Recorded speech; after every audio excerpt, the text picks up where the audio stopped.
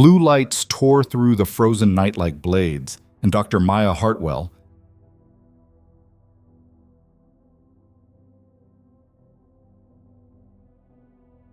decorated Army surgeon turned trauma specialist, stood handcuffed on the shoulder of Interstate 77 while a patient flatlined 12 miles away. The state trooper pinning her wrists had no idea the woman he was arresting had saved 43 lives under mortar fire in Kandahar. He didn't care that her phone was exploding with calls from Richmond Memorial Hospital. He saw a black woman driving 90 in scrubs, speaking with military precision, and decided she was lying. 10 minutes ago, she'd been the only hope for a dying heart. Now she was face down on frozen asphalt, and somewhere in the dark, a countdown clock was running out. Before we dive into this story, I need you to do something. Stay with me until the very end. Watch how justice finds its way even when the system tries to bury it. And when it's over, hit that like button and drop a comment telling me what city you're watching from, because I want to see just how far this story travels. Now let's begin. The call had come at 11:47 p.m., shattering the silence of Maya Hartwell's townhouse in the Dilworth neighborhood. She'd been asleep for less than an hour when her phone lit up with the hospital's emergency code. Level 1 cardiac, vascular specialist required, ETA critical. Maya didn't hesitate. She was out of bed, into scrubs, and behind the wheel of her black Honda Accord in under 4 minutes. 15 years in the Army had taught her how to move when seconds mattered. She'd been a field surgeon in Afghanistan and Iraq, operating in tents while rockets screamed overhead, keeping soldiers alive with nothing but her hands and willpower. Now she was the senior vascular trauma specialist at Richmond Memorial, one of only 3 nurses in North Carolina certified in advanced combat cardiac stabilization. When they called her at midnight, it meant someone was dying and no one else could stop it. She punched the hospital's address into her GPS. Unnecessary, she knew every route, but protocol mattered. Her military medical bag sat in the passenger seat. Tourniquets, chest seals, hemostatic gauze, IV kits, tools she'd used in deserts and mountains, tools she prayed she'd never need on American highways. The roads were empty and black. Frost glittered on the asphalt like broken glass. Maya kept her speed at 85, high enough to matter, controlled enough to be safe. Her headlights carved tunnels through the darkness. The dashboard clock glowed 11:53. She had 17 minutes to cover 14 miles. Doable. Tight, but doable. Her phone buzzed again. She glanced down. Dr. Lian Zhao, head of the cardiac unit. Maya answered on speaker. "Maya, where are you?" 12 miles out. I'm moving." "Move faster." Zhao's voice was stripped of its usual calm. "We've got a 52-year-old female in V-fib. Massive anterior infarction. She coded twice already. We shocked her back, but she's circling. We need you here now." "Who is she?" "Doesn't matter. What matters is you're the only one in this state who can thread a femoral line under cardiac arrest without killing her. Get here." The line went dead. Maya's jaw tightened. She pressed the accelerator. 90, 95. The Honda's engine hummed smooth and cold. She'd done this before. Raced against death, moved through chaos like water through cracks. In Kandahar, she'd once sprinted 200 yards under sniper fire to pull a sergeant out of a burning Humvee, then operated on him in the back of a moving truck. She had not let him die. She would not let this patient die either. That's when she saw the lights, blue and red, flashing hard in her rearview mirror. Close, too close. A Virginia State Police cruiser, light bar blazing, closing the gap fast. Maya's stomach dropped. She checked her speedometer, 98. She eased off the gas, flipped on her hazard lights, and started slowing. She couldn't afford this. Not now. Not tonight. But she also couldn't afford to run. So she did what she'd been trained to do. Stay calm, follow procedure, and pray the officer was reasonable. She pulled onto the shoulder. Gravel crunched under her tires. The cruiser stopped 20 feet behind her, lights still spinning, turning the night into a strobing nightmare. Maya rolled down her window, placed both hands on the wheel, and waited. Cold air poured into the car. Her breath fogged in the cabin. The dashboard clock read 11:58. The officer took his time. Maya watched him in the mirror, tall, white, mid-40s, moving with the slow arrogance of someone who enjoyed making people wait. When he finally reached her window, he shone a flashlight directly into her face. License and registration. Maya didn't flinch. Officer, I'm Dr. Maya Hartwell, senior trauma nurse at Richmond Memorial Hospital. I'm responding to a level 1 cardiac emergency. I have my hospital credentials, my medical license, and my military ID. I need to... License, registration, now. His voice was flat, bored. He wasn't listening. Maya felt the first cold thread of dread coil in her chest, but she kept her face neutral. She reached slowly for her purse, narrating every movement. I'm reaching for my wallet. It's in my bag on the passenger seat. Hands where I can see them. She froze. I need to get my license. You just asked for it. Don't get smart with me. He leaned closer, and Maya smelled coffee and something sour. His nameplate read Sergeant D. Brennan. Step out of the vehicle. Officer Brennan, please listen. Sergeant Brennan, and I set out. Maya's phone buzzed again. She glanced down. Richmond Memorial, 4th call. Brennan saw the movement. Hands on the wheel. That's the hospital. They're calling because someone is dying and I'm the only... I don't care if it's the president. Hands on the wheel. Maya placed her hands back on the steering wheel, fingers spread, and forced herself to breathe. In Iraq, she'd once talked down a 19-year-old private who'd been hit with shrapnel and was screaming that he was going to die. She'd used her voice like a scalpel, calm, steady, unbreakable. She tried that now.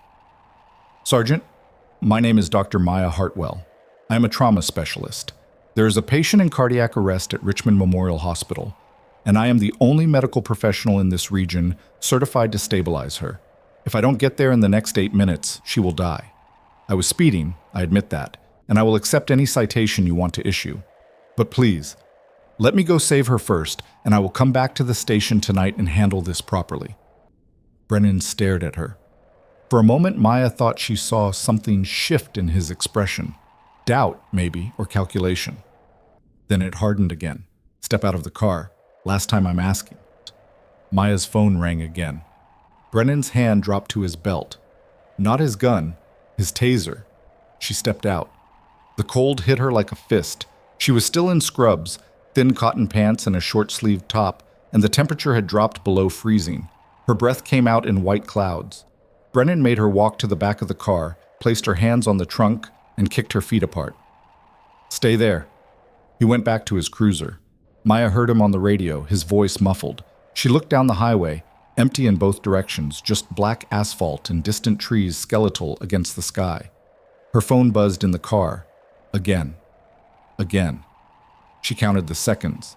30, 60, 90. When Brennan came back, he had a ticket book. You were doing 98 and a 65, reckless driving. That's a misdemeanor in Virginia. I know. Write the ticket. Let me go. You got an attitude problem, doctor? He said the word like it was an insult. Maya looked him in the eye. No, Sergeant. I have a dying patient. You got proof of that? She gestured toward the car. My phone. Call the hospital. They'll confirm everything. Brennan smirked. Or you're just trying to get out of a ticket. That's when Maya felt the cold turn into something else. Something sharp and familiar. She'd felt it before, in a dozen different forms. The lieutenant who didn't think a woman could handle field surgery. The supply officer who made her wait 3 hours for requisitioned blood while soldiers bled out. The colonel who questioned her after she saved 6 men in a single night, asking if she was sure she'd followed procedure. She knew what this was. Check my credentials, she said quietly. They're in my bag.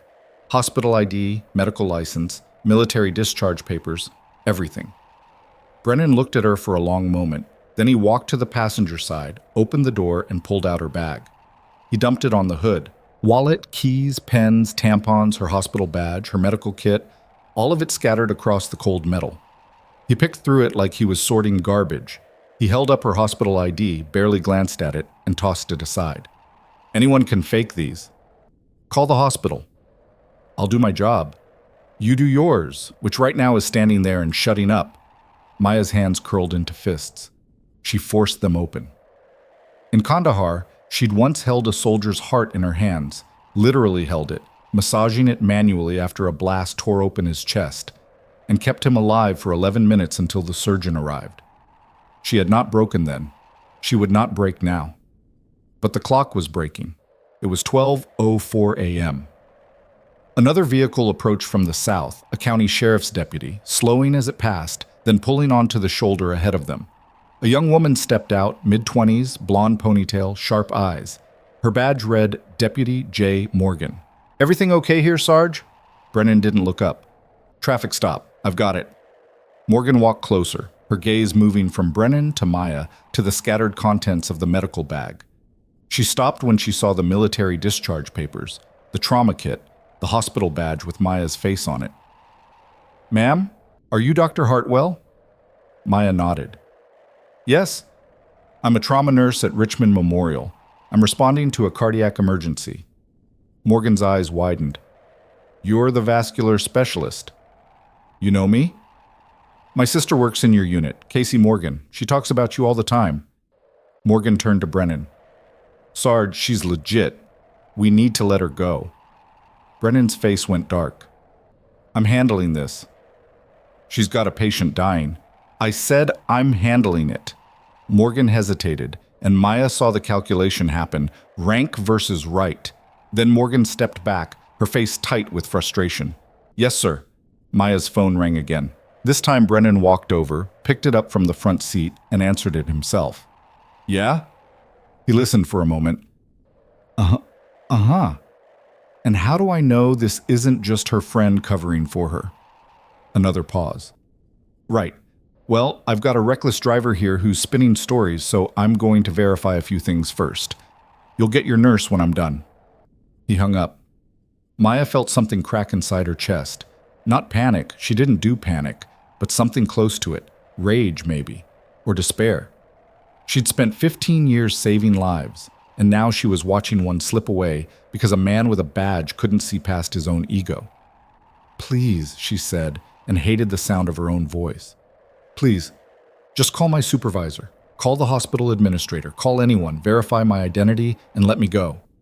Brennan leaned against her car, arms crossed. "Here's what's going to happen.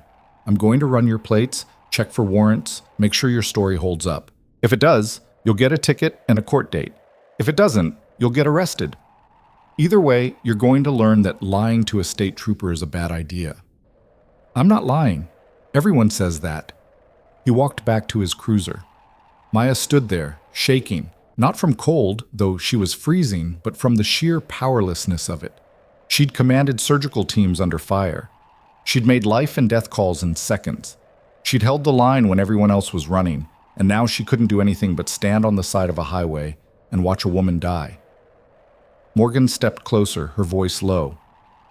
"I'm sorry, I tried." "I know. For what it's worth, I believe you." Maya nodded. Words felt useless now. The minutes crawled. 12:07, 12:09, 12:11. Maya's phone kept ringing. Brennan ignored it. Morgan stood nearby, shifting her weight, clearly uncomfortable but unwilling to challenge her superior again. The highway stayed empty. The cold deepened. And somewhere 12 miles south, a heart was failing.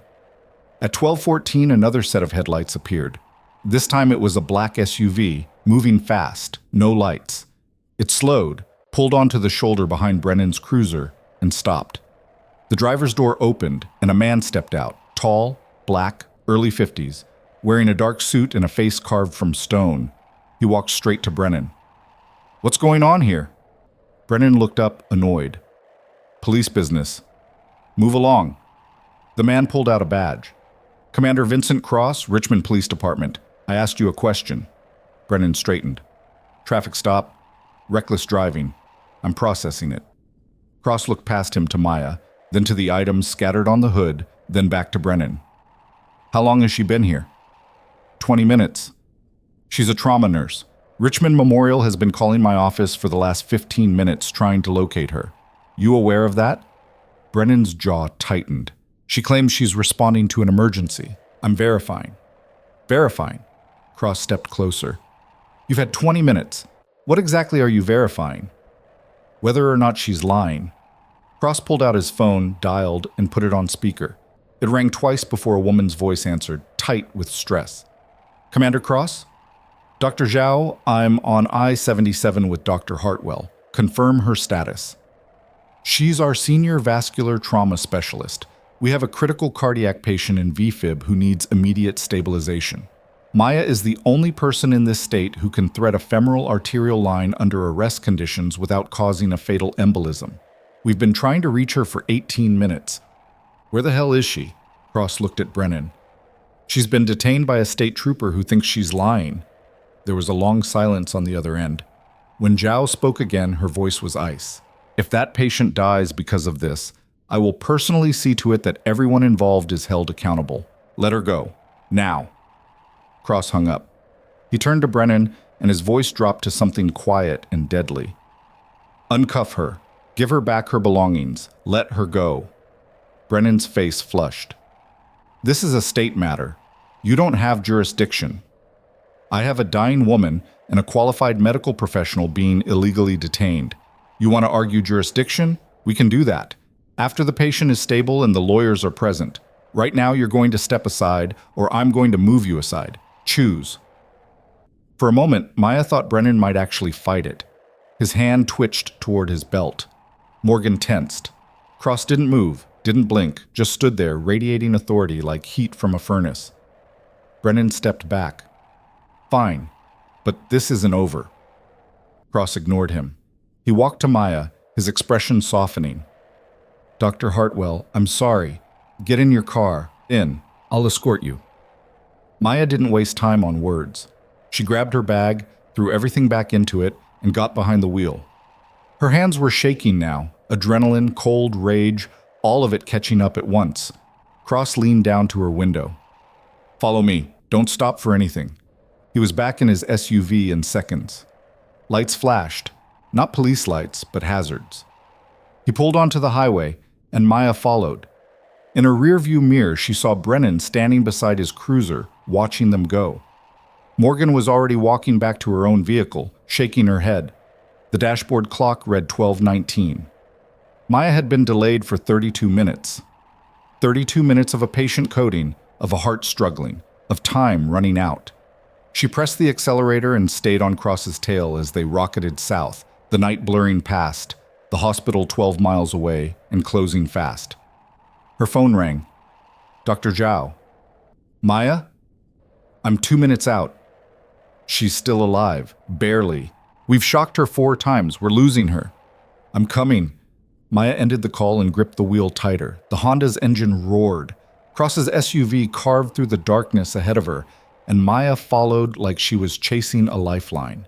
The highway lights blurred into streaks. Her breath came fast and shallow. She'd been trained for this, trained to move through chaos, to operate under pressure, to ignore fear and exhaustion and focus on the mission. The mission was simple.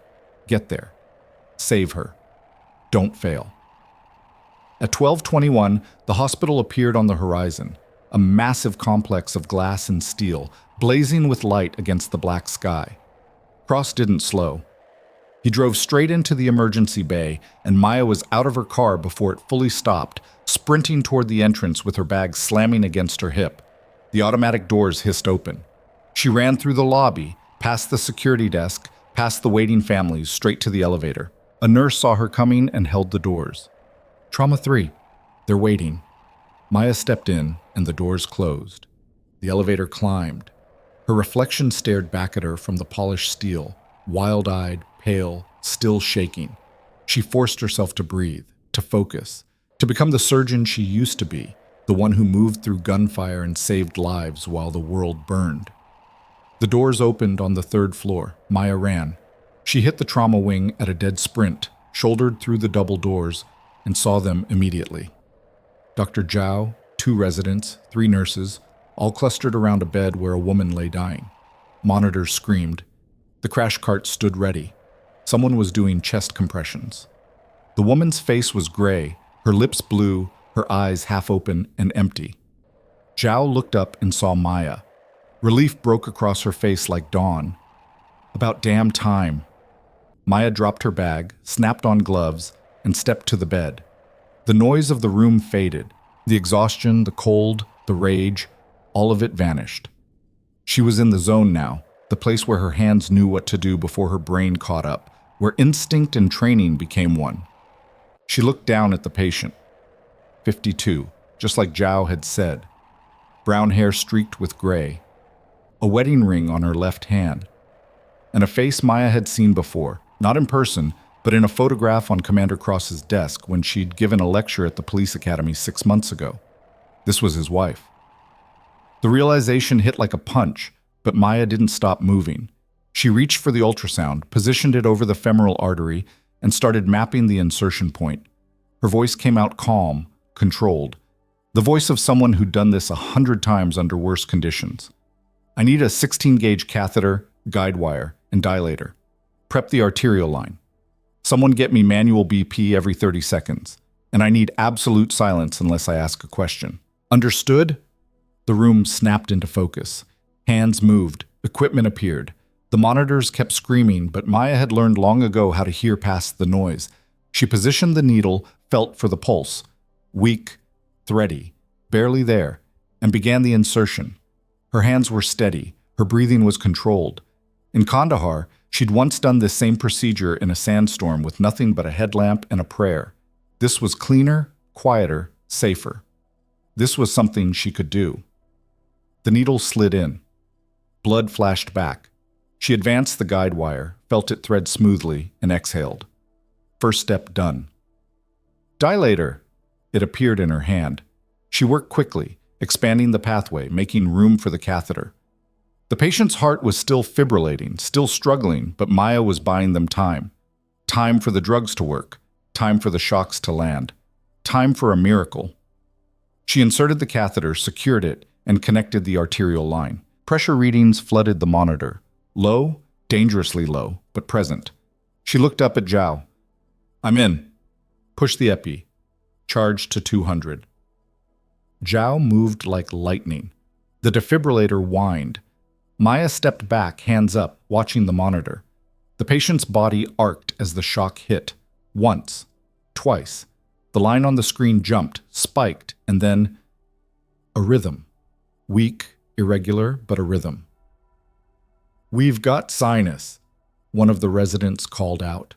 Maya leaned back in, checked the catheter, adjusted the flow. Stabilize her. I want pressors running, continuous monitoring, and a cardiology consult within 5 minutes. If she drops again, call me immediately. Zhao looked at her, eyes bright. You did it. Maya shook her head. We did it. And we're not done. She's stable, but she's fragile. Next 6 hours are critical. She stepped back from the bed, pulled off her gloves, and let herself breathe. The adrenaline was starting to fade, and in its place came exhaustion, deep, bone-crushing exhaustion. Her hands were shaking again. Her legs felt like water. But the woman on the bed was alive, and that was all that mattered. Commander Cross appeared in the doorway, his face pale and drawn. He looked at the monitors, at his wife's face, at the steady beep of her heartbeat. Then he looked at Maya. Is she... She's stable, Maya said quietly. We got her back. The next few hours will tell us more, but right now, she's fighting, and she's strong. Cross closed his eyes. For a moment, he looked like he might collapse. Then he straightened, walked over, and extended his hand. Thank you. Maya shook it. Just doing my job. No, his voice cracked. You saved her life. After what happened tonight, after that bastard delayed you, you still got here and saved her. I don't have words for that. Maya looked him in the eye. Then don't use words. Use action. That trooper put your wife's life at risk because he couldn't be bothered to listen. Make sure it doesn't happen to someone else. Cross nodded slowly. I will. I promise you that. He turned and walked into the room, moving to his wife's bedside.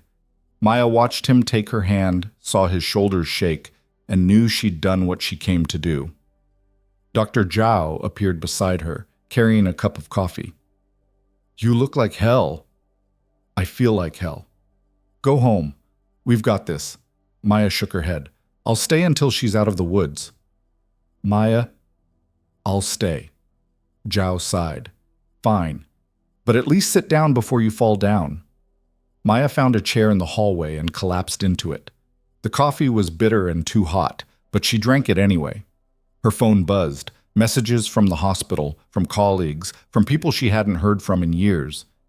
News traveled fast in the medical community. Word was already spreading. The trauma nurse who got detained on the highway, who fought through a traffic stop to save a life, who made it just in time. But Maya didn't care about any of that. She cared about the woman in that room, the one whose heart was beating again because Maya had refused to give up. She cared about making sure it kept beating.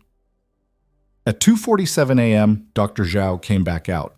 "She's holding. Vitals are improving. I think we're through the worst of it." Maya nodded. "Good. You should go home. Soon." But she didn't. She stayed in that hallway until dawn, watching the monitors through the window, ready to move if anything changed, because that's what she did. That's who she was. A soldier who became a healer, a woman who held the line when everyone else stepped back, a professional who didn't know how to quit. And when the sun finally rose over Richmond Memorial Hospital, painting the sky in shades of gold and pink, Maya stood up, stretched her aching body, and walked back into the trauma unit one more time. Commander Cross was still there, sitting beside his wife, holding her hand. He looked up when Maya entered. "She's going to make it," he said quietly. "I know. Because of you." Maya didn't answer. She just checked the monitors one more time, confirmed the readings, and nodded. Then she walked out, down the hallway, into the elevator, through the lobby, and out into the cold morning air. Her car was still parked in the emergency bay where she'd left it. She got in, started the engine, and sat there for a moment, letting the warmth build. Her phone buzzed again. Another message. She ignored it. Right now she just wanted to go home, take a shower, and sleep for 12 hours. But before she could put the car in gear, her phone rang. Not the hospital this time. A number she didn't recognize. She almost didn't answer. Then something made her pick up. "Dr. Hartwell? Yes? This is Captain Linda Reeves, Virginia State Police Internal Affairs. I'm calling about an incident that occurred early this morning involving Sergeant Daniel Brennan. We'd like to ask you some questions." Maya closed her eyes. Here it comes, she thought. The part where they try to bury it. The part where they protect their own and make it go away. "I'll answer your questions," she said, "but I want everything on record, and I want a lawyer present." There was a pause. "That's your right, Doctor. We'll arrange it, but I want you to know this isn't going away. What Brennan did tonight was unacceptable, and we're going to make sure he answers for it." Maya felt something shift in her chest. Hope, maybe, or just exhaustion finally giving way to relief. "When do you want to meet?" "As soon as possible. We're taking this seriously." "Tomorrow. I need to sleep first." "Tomorrow works. Thank you, Dr. Hartwell. And for what it's worth, I'm sorry you went through that." Maya hung up and sat there in the quiet car, watching the sun climb higher. She thought about Sergeant Brennan, about the way he'd looked at her, about the contempt in his voice. She thought about all the times she'd been dismissed, underestimated, pushed aside. And she thought about the woman upstairs whose heart was beating because Maya had refused to be stopped. She put the car in gear and drove home through the morning light, past the frozen highways and empty streets, past the place where she'd been detained and humiliated, past all of it. Because she was still here, still standing, still fighting, and the story wasn't over yet. The story broke before Maya even made it home. Someone had recorded the traffic stop. Not the police dash cam. Those could be buried, edited, lost in bureaucratic mazes. This was a civilian recording, shot from a distance by a truck driver who'd pulled over to sleep and woke up to flashing lights. He'd filmed the whole thing on his phone. Maya standing in the cold in scrubs, Brennan dumping her medical bag on the hood, the scattered credentials, the phone ringing over and over while he ignored it. 26 minutes of footage, raw and damning. By the time Maya pulled into her driveway at 7 a.m., the video had been uploaded to 6 different platforms and shared 40,000 times. By noon, it had 2 million views. By evening, it was on the national news. Maya didn't know any of this yet. She stumbled into her townhouse, kicked off her shoes, and made it as far as the couch before exhaustion hit like a freight train. She was asleep in seconds, still in her scrubs, her phone buzzing itself to death on the coffee table. She woke to pounding on her front door. The clock on the wall read 3:17 p.m. Maya's mouth tasted like copper and old coffee. Her body ached in places she'd forgotten existed. The pounding continued, urgent and relentless. She pulled herself upright, stumbled to the door, and checked the peephole. A woman in a gray suit stood on the porch, holding a briefcase and looking thoroughly annoyed. Maya opened the door halfway. Can I help you? Dr. Hartwell, I'm Jessica Chen, legal counsel for the Virginia ACLU. We need to talk. Maya blinked. I haven't even filed a complaint yet. You don't need to. Half the country just watched you get humiliated by a state trooper while a patient was dying. Can I come in? Maya stepped aside. Chen walked into the living room like she owned it, set her briefcase on the coffee table, and turned to face Maya with the intensity of a lawyer who'd scented blood in the water. Have you seen the video? What video? Chen pulled out her phone and handed it over. Maya watched herself standing in the cold, watched Brennan dump her belongings, watched him ignore call after call while she stood there shaking. The video quality was grainy but clear enough. You could see everything. Her hospital badge lying on the hood, her military discharge papers scattered in the wind. The way Brennan leaned against her car like he had all the time in the world. The comments section was a wildfire. This is absolutely disgusting. She's trying to save a life and he's treating her like a criminal. If that patient died because of this cop, he should be charged with manslaughter. How many times does she have to say she's a doctor before he listens?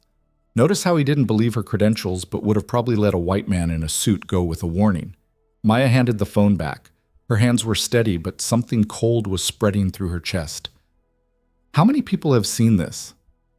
As of 20 minutes ago, 4.3 million. It's trending on every platform. The hospital released a statement an hour ago confirming you saved Commander Cross's wife. The police union is scrambling, and Sergeant Brennan just got placed on administrative leave pending investigation. Maya sat down slowly. Administrative leave? That's it? For now. But Internal Affairs is moving fast. They know this is a PR nightmare. They want to interview you tomorrow morning, 9 a.m. And before you go in there, I need you to understand something. Chen leaned forward, her voice sharp. They're going to try to control the narrative. They'll say Brennan was doing his job, that he had no way to verify your story, that everything happened according to protocol. They'll make it sound like a tragic miscommunication instead of what it actually was, a power trip that nearly killed someone. So what do I do? You tell the truth. Every detail. Every call they ignored. Every credential they dismissed. Every second they wasted. And you let me handle the rest. Chen pulled a document from her briefcase. This is a complaint I've already drafted. It names Brennan, the Virginia State Police, and their failure to establish protocols for medical emergency verification. If you sign it, we'll file it federal court and pursue this as a civil rights violation. Maya stared at the papers. I just wanted to save a patient. I know, but now you have a chance to save the next one, and the one after that. Because if we don't fix this, it'll happen again. Maybe to another doctor. Maybe to an EMT. Maybe to someone who doesn't make it in time. Maya thought about Commander Cross sitting beside his wife's bed, holding her hand while machines kept her alive. She thought about the 32 minutes Brennan had stolen, the minutes that could have been the difference between life and death. She thought about all the soldiers she'd saved in Afghanistan, and how none of them had ever questioned whether she was qualified to save them. She picked up the pen. Where do I sign? The next morning, Maya walked into the Virginia State Police headquarters wearing a navy blazer over her scrubs, her hair pulled back, her face carefully neutral. Chen walked beside her, heels clicking on tile, already radiating the kind of controlled aggression that made desk sergeants nervous. Captain Linda Reeves met them in a conference room on the third floor, a sparse space with gray walls, fluorescent lights, and a table that looked like it had survived decades of interrogations. Reeves was in her early 50s, black, with close-cropped hair and eyes that missed nothing. She shook Maya's hand firmly. Dr. Hartwell, thank you for coming. Let's get this over with. They sat. Reeves placed a digital recorder on the table between them and pressed record. This is Captain Linda Reeves, Internal Affairs, conducting an interview with Dr. Maya Hartwell regarding incident VSP-47-2026, occurring on Interstate 77 at approximately 23:50 hours on March 6th. Dr. Hartwell, you understand this interview is voluntary and you have the right to legal counsel? I understand. My attorney is present. Chen nodded, but said nothing. Reeves pulled out a file. Walk me through what happened. Start from when you left your residence. Maya did. She kept her voice level, her account precise. She'd given debriefings before, After missions in Kandahar where things went sideways and people wanted to know who screwed up and how, she knew how to strip emotion from facts, how to make the timeline clean and clear. When she finished, Reeves was quiet for a moment, then asked, "Did Sergeant Brennan ever physically threaten you?" "He put his hand on his taser when I tried to answer my phone." "Did he draw it?" "No, but the threat was clear." Reeves made a note. "And you're certain you identified yourself as medical personnel immediately?" "Yes." "Multiple times?" "At least 6, maybe more. I lost count." "Did you raise your voice, use profanity, behave in any way that could be interpreted as aggressive?" Maya met her eyes. "I was calm, respectful, and professional. Even when he dumped my medical equipment on the ground and ignored a dying patient's hospital calling repeatedly." Chen shifted slightly, a movement that said careful, but Reeves just nodded. "I've reviewed Sergeant Brennan's report. He claims he had reasonable suspicion that you were fabricating the emergency to avoid a ticket. He states that he attempted to verify your credentials, but found inconsistencies." "What inconsistencies?" "He says your hospital ID appeared altered." Maya felt heat rise in her chest. "That's a lie. He also says you became verbally aggressive and refused to comply with his instructions." "Also a lie." Reeves tapped her pen against the file. "Here's the problem, Dr. Hartwell. It's your word against his. Without corroborating evidence," Chen slid a tablet across the table. "Video evidence, uploaded by a civilian witness. Time-stamped, geotagged, unedited. It shows everything." Reeves picked up the tablet and watched. Her expression didn't change, but Maya saw her jaw tighten, saw the muscle jump in her temple. When the video ended, Reeves set the tablet down carefully. "Where did you get this?" "It's public, posted online approximately 8 hours after the incident." "Has it been authenticated?" "We have the original file from the witness. Metadata intact. It's real." Reeves leaned back in her chair. For a long moment, she just looked at Maya, and Maya couldn't read her expression. Then she turned off the recorder. "Off the record," Reeves said quietly. "What Brennan did was inexcusable. He had multiple opportunities to verify your story and chose not to. He delayed critical medical care because of personal bias. If that patient had died, we'd be looking at manslaughter charges." "On the record," Chen said, "what are you going to do about it?" Reeves turned the recorder back on. "Sergeant Brennan is currently on administrative leave. Based on this interview and the video evidence, I'm recommending immediate termination and criminal charges for obstruction and reckless endangerment. The case will go to the district attorney's office by end of week." Maya felt something uncoil in her chest. Not relief, not yet, but the faint beginning of it.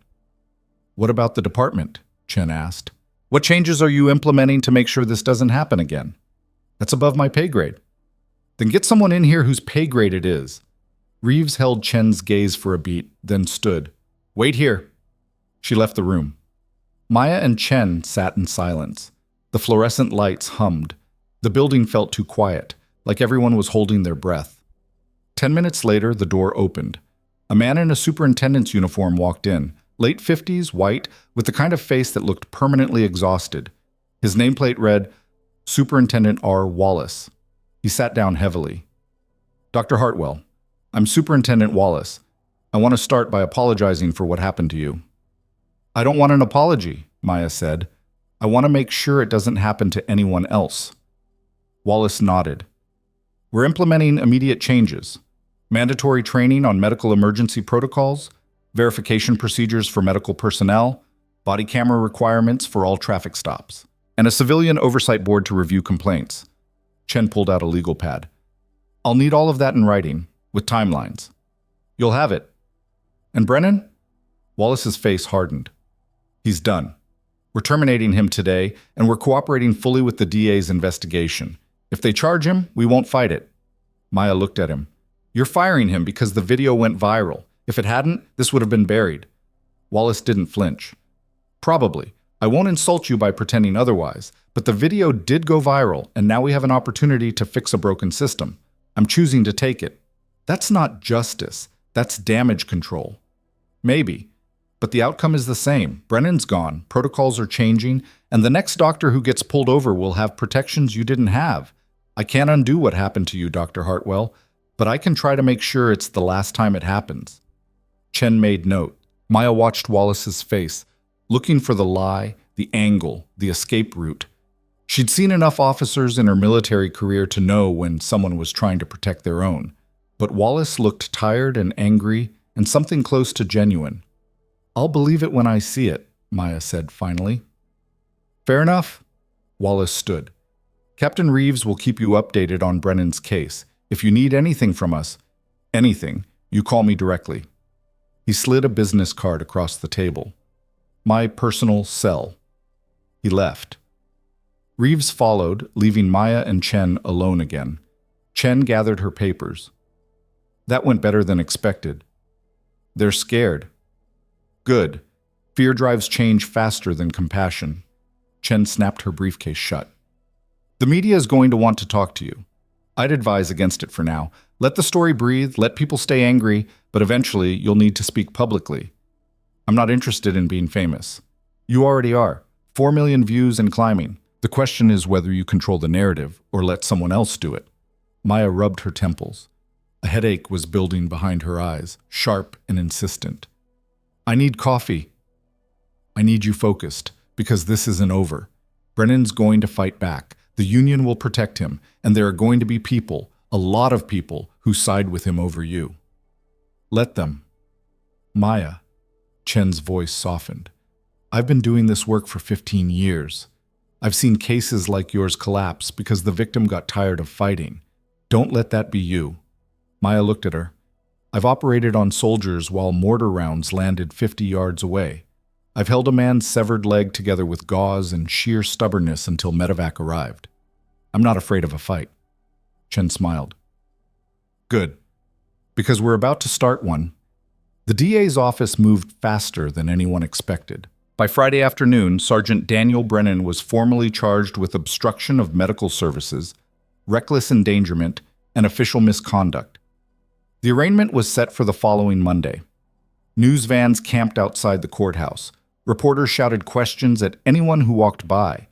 The video had been viewed 12 million times. Maya didn't go to the arraignment. She went back to work. Richmond Memorial welcomed her like a returning war hero. The staff gave her a standing ovation when she walked into the trauma unit Monday morning. Dr. Zhao hugged her, which was wildly out of character. Even the hospital administrator, a man Maya had spoken to maybe twice in 3 years, came down to shake her hand and tell her how proud the institution was to have her on staff. It felt surreal. Maya just wanted to check on her patients. Commander Cross's wife, Elena, was out of ICU and recovering in a private room on the cardiac floor. Maya stopped by during her lunch break. Elena was sitting up in bed, color back in her face, reading something on a tablet. She looked up when Maya entered and smiled. You must be Dr. Hartwell. Just checking in. How are you feeling? Like I got hit by a truck, but alive, thanks to you. Elena set the tablet aside. My husband told me what happened, what that officer put you through. Maya shrugged. I made it in time. That's what matters. It matters that you almost didn't, and it matters that you kept going even after they tried to stop you. Elena's voice cracked slightly. I have 3 kids. Teenagers. If you hadn't made it, if that bastard had delayed you just a little longer, they'd be planning my funeral right now. Maya sat down in the chair beside the bed. You're here. Your kids still have their mother. Focus on that. I am, but I'm also furious, and I want to help. Help how? Elena picked up her tablet and turned it around. On the screen was a crowdfunding page titled Justice for Dr. Hartwell. Legal Defense Fund. The goal was $50,000. The current total was $237,000. Maya stared. What is this? People want to support you. They want to make sure you can fight this without worrying about legal fees. My husband and I set it up yesterday. We figured you'd say no if we asked first, so we just did it. I can't accept this. Too late. The money's already in escrow. And before you argue, know that half of it is from police officers. Good ones who are sick of people like Brennan making them all look bad. Maya didn't know what to say. The number on the screen kept climbing. 238,240. Use it, Elena said firmly. Fight him. Make sure he never does this to anyone else. Maya left the hospital that evening feeling like she was living in someone else's life. The woman in the video, standing in the cold, powerless, dismissed, that was real. This version, where strangers donated hundreds of thousands of dollars to support her, where reporters wanted interviews, where people recognized her in the grocery store. This felt like fiction. But the fight was real enough. Brennan's lawyer released a statement that evening, claiming Maya had been driving recklessly, had failed to provide proper identification, and had behaved aggressively toward a law enforcement officer performing his duties. The statement painted Brennan as a dedicated public servant who'd followed protocol and was now being vilified by a media mob. The internet erupted. Chen called Maya at 9 p.m. "Have you seen the statement?" "Yeah." "We're going to shred it, but I need you to stay quiet. No interviews, no social media, nothing. Let them dig their own grave." What if people believe him? They won't. We have video, hospital records, witness testimony from Deputy Morgan, and a patient who's alive because you refused to quit. Brennan's lawyer is throwing mud at a wall and hoping something sticks. It won't.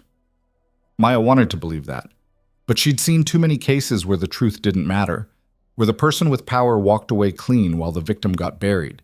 She'd seen it in the military. She'd seen it in hospitals. She'd seen it on the side of a frozen highway, while a man with a badge decided her life meant nothing. "Just tell me what you need from me," Maya said. "Keep living your life, keep saving patients, be exactly who you are. The rest will take care of itself."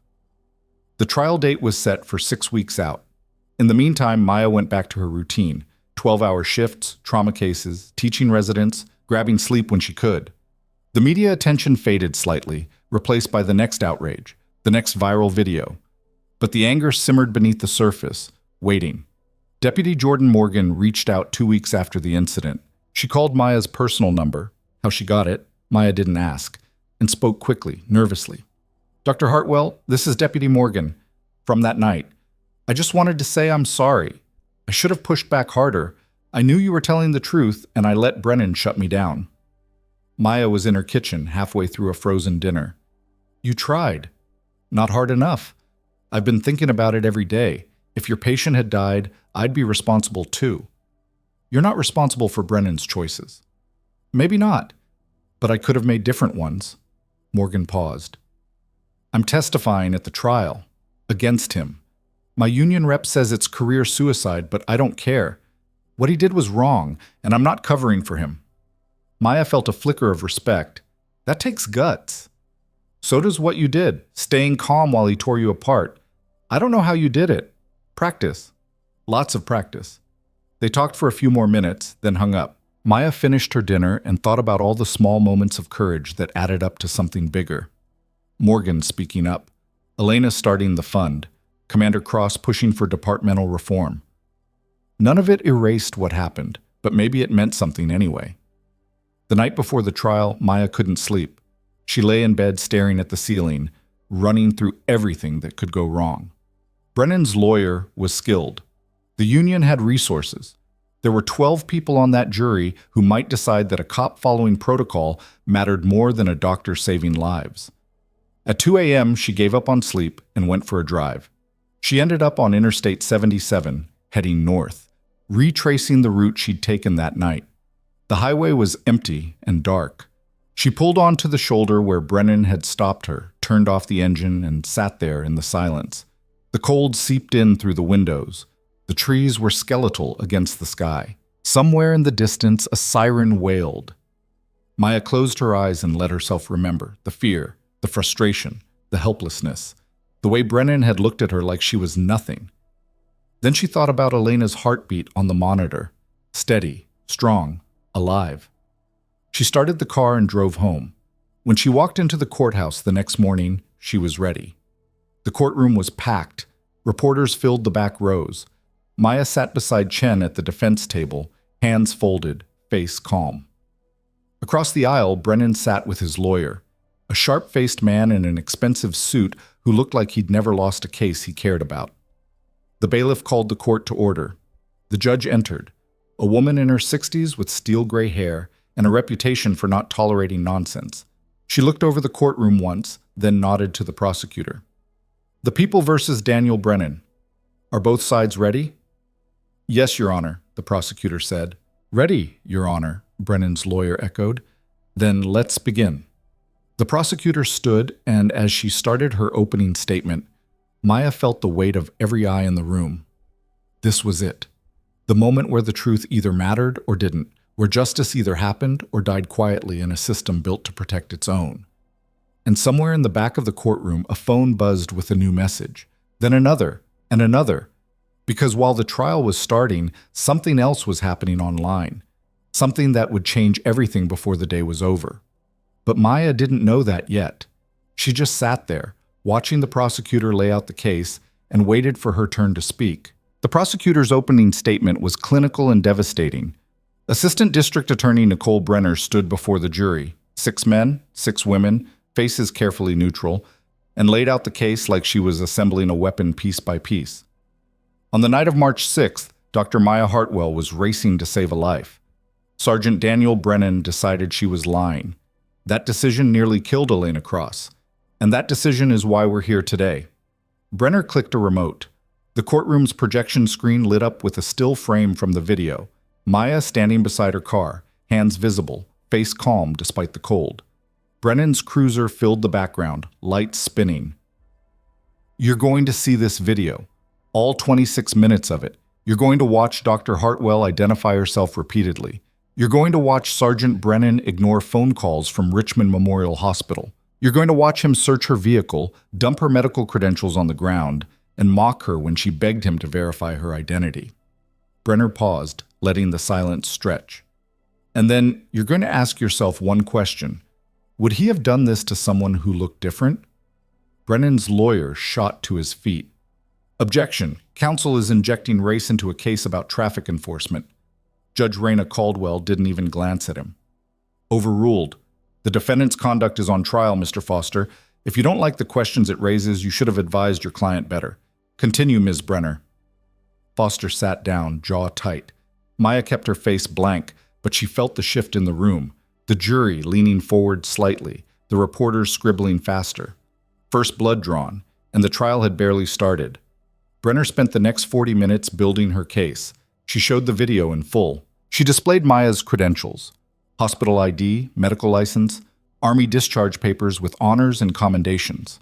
She presented phone records showing 17 calls from Richmond Memorial between 11:52 p.m. and 12:19 a.m. Every one of them ignored. She introduced hospital records documenting Elena Cross's cardiac arrest timeline. The delay, the critical 32-minute window where Maya was detained instead of saving a life. The jury watched it all.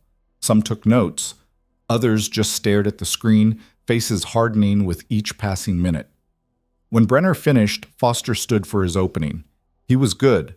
Maya could see it immediately in the way he moved, the confidence in his voice. He'd probably won 100 cases just like this, defending cops who made bad calls, turning victims into villains. Ladies and gentlemen, this case is about a split-second decision made by a law enforcement officer during a traffic stop. Sergeant Brennan pulled over a vehicle traveling nearly 100 miles per hour on a frozen highway. He saw someone who claimed to be a doctor but couldn't prove it. He saw someone who became increasingly agitated when asked to follow simple instructions. And he made the decision every officer is trained to make. Verify first, trust later. Foster gestured toward Brennan, who sat ramrod straight in a suit that probably cost more than Maya's monthly rent. Sergeant Brennan is a decorated officer with 14 years of exemplary service. He has never been disciplined. He has never been accused of misconduct. And on the night of March 6th, he was doing exactly what his training required, protecting public safety by ensuring that a speeding driver wasn't a threat. Maya felt Chen's hand touch her arm lightly. A warning. Don't react. Don't give them ammunition. Foster continued. The prosecution wants you to believe this is about race, about power, about a rogue cop on a power trip. But the evidence will show something much simpler, a miscommunication that occurred during a high-stress situation. Sergeant Brennan attempted to verify Dr. Hartwell's credentials. He called the hospital, he examined her identification, and when inconsistencies arose, he made the cautious choice. He's lying, Maya whispered to Chen. I know, The jury will too. Just wait. The first witness took the stand an hour later, Dr. Leon Zhao, head of Richmond Memorial's cardiac unit. She wore a navy suit and the expression of someone who'd spent 30 years not suffering fools. The prosecutor walked her through the night in question: the emergency call, the desperate attempts to reach Maya, the cascading crisis as Elena's heart failed repeatedly. How critical was Dr. Hartwell's presence? Brenner asked. Zhao didn't hesitate. Absolutely critical. We had a patient in ventricular fibrillation with massive anterior wall infarction. She'd coded twice. We needed someone who could thread a femoral arterial line under arrest conditions without causing an embolism or further cardiac trauma. Dr. Hartwell is one of 3 people in North Carolina certified in that procedure. Without her, Elena Cross would have died. And you called Dr. Hartwell's phone multiple times. 17 times. No answer. What did you think when she didn't respond? Zhao's face tightened. I thought we'd lost her. Car accident, maybe. Something catastrophic. It never occurred to me that a police officer would detain her and ignore our calls. Foster's cross-examination was sharp. Dr. Zhao, isn't it true that other medical personnel were present that night? Yes. Surgeons? Yes. Cardiologists? Yes. So Dr. Hartwell wasn't the only person who could have helped Mrs. Cross. Zhao's eyes went cold. She was the only person with the specific trauma training required for that insertion under those conditions. If someone else had attempted it, they would have likely perforated the artery or caused a fatal embolism. Mrs. Cross would be dead. But you can't know that for certain. I can, because I'm the one who made the call, and I'm the one who would have had to tell her husband and children that we let her die. Foster moved on quickly, sensing he was losing ground. But the damage was done. The jury had seen Zhao's conviction, heard the medical reality laid bare. The second witness was Deputy Jordan Morgan. She walked to the stand in full uniform, shoulders back, face set. Maya watched her take the oath and wondered what it cost to testify against another officer. Morgan had called her 2 nights ago, voice shaking, saying she'd been getting threats. Anonymous messages telling her she was a traitor, her locker vandalized, other deputies refusing to speak to her. But she was here anyway. The prosecutor took her through the traffic stop. Morgan described arriving on scene, seeing Maya's credentials scattered on the hood, recognizing the military discharge papers and trauma kit. What did you tell Sergeant Brennan? Brenner asked. I told him Dr. Hartwell's story checked out, that we needed to let her go. And what did he say? He told me he was handling it, and to stand down. Did you believe Dr. Hartwell was telling the truth? Morgan looked directly at the jury. Yes, immediately. Everything about her, the gear, the credentials, the way she carried herself, it was obvious she was exactly who she said she was. Then why didn't you intervene? Morgan's voice cracked slightly. Because he was my superior officer, and I was a coward. The courtroom went silent. Even Foster looked surprised. Brenner let the moment hang, then asked quietly, Are you being a coward now? No, ma'am. Foster's cross was brutal. He hammered Morgan on procedure, on chain of command, on whether she'd actually verified Maya's credentials herself or just made assumptions. Morgan held steady, answering each question with the same unflinching honesty. Yes, she'd deferred to rank. Yes, she should have pushed harder. Yes, she was ashamed. By the time she stepped down, half the jury was looking at Brennan like he was something they'd scraped off their shoes. The third witness was Commander Vincent Cross. He took the stand in full dress uniform, medals gleaming. The prosecutor established his credentials, 26 years with Richmond PD, decorated commander, impeccable record. Then she asked him to describe the night his wife nearly died. Cross's voice was steady, but Maya saw his hands grip the armrests. I received a call at 11:58 p.m. from Richmond Memorial. They told me my wife had collapsed, that she was in cardiac arrest, and that they needed their vascular specialist immediately. I asked if Dr. Hartwell was en route. They said she wasn't answering her phone. What did you do? I drove to the hospital. I called everyone I could think of, dispatch, highway patrol, anyone who might know where she was. At 12:14, I got a call from a state trooper saying a black woman matching Dr. Hartwell's description had been detained on I-77 for speeding. What was your reaction? Cross's jaw tightened. I told them to let her go immediately. They said they were processing the stop. I told them my wife was dying and Dr. Hartwell was the only person who could save her. They said they'd expedite it. Did they? No, I had to drive to the scene myself and physically intervene. What did you see when you arrived? Dr. Hartwell standing in the cold in scrubs, her medical equipment dumped on the ground, Sergeant Brennan leaning against her car like he had all the time in the world, and my wife dying 12 miles away. The courtroom was absolutely silent. Foster didn't even try to cross-examine aggressively. He knew a wounded husband was sympathetic, and anything he said would backfire. Instead, he asked a few procedural questions and sat down quickly. But the damage was apocalyptic. The jury had just heard a police commander describe watching another cop nearly kill his wife through sheer arrogance. The prosecution rested at 4 p.m. Judge Caldwell called a recess until the next morning. Maya walked out of the courthouse into a wall of cameras and shouted questions. Chen steered her through the crowd to a waiting car, ignoring every reporter. Inside the vehicle, Chen exhaled slowly. That went well? Foster's good. He is. But we're better, and tomorrow, you testify. Maya's stomach dropped. I know. You'll be fine. Just tell the truth. Look at the jury. Don't let Foster rattle you. And if he does, then remember you've operated on soldiers while rockets were landing. A lawyer asking questions is nothing. That night, Maya couldn't eat.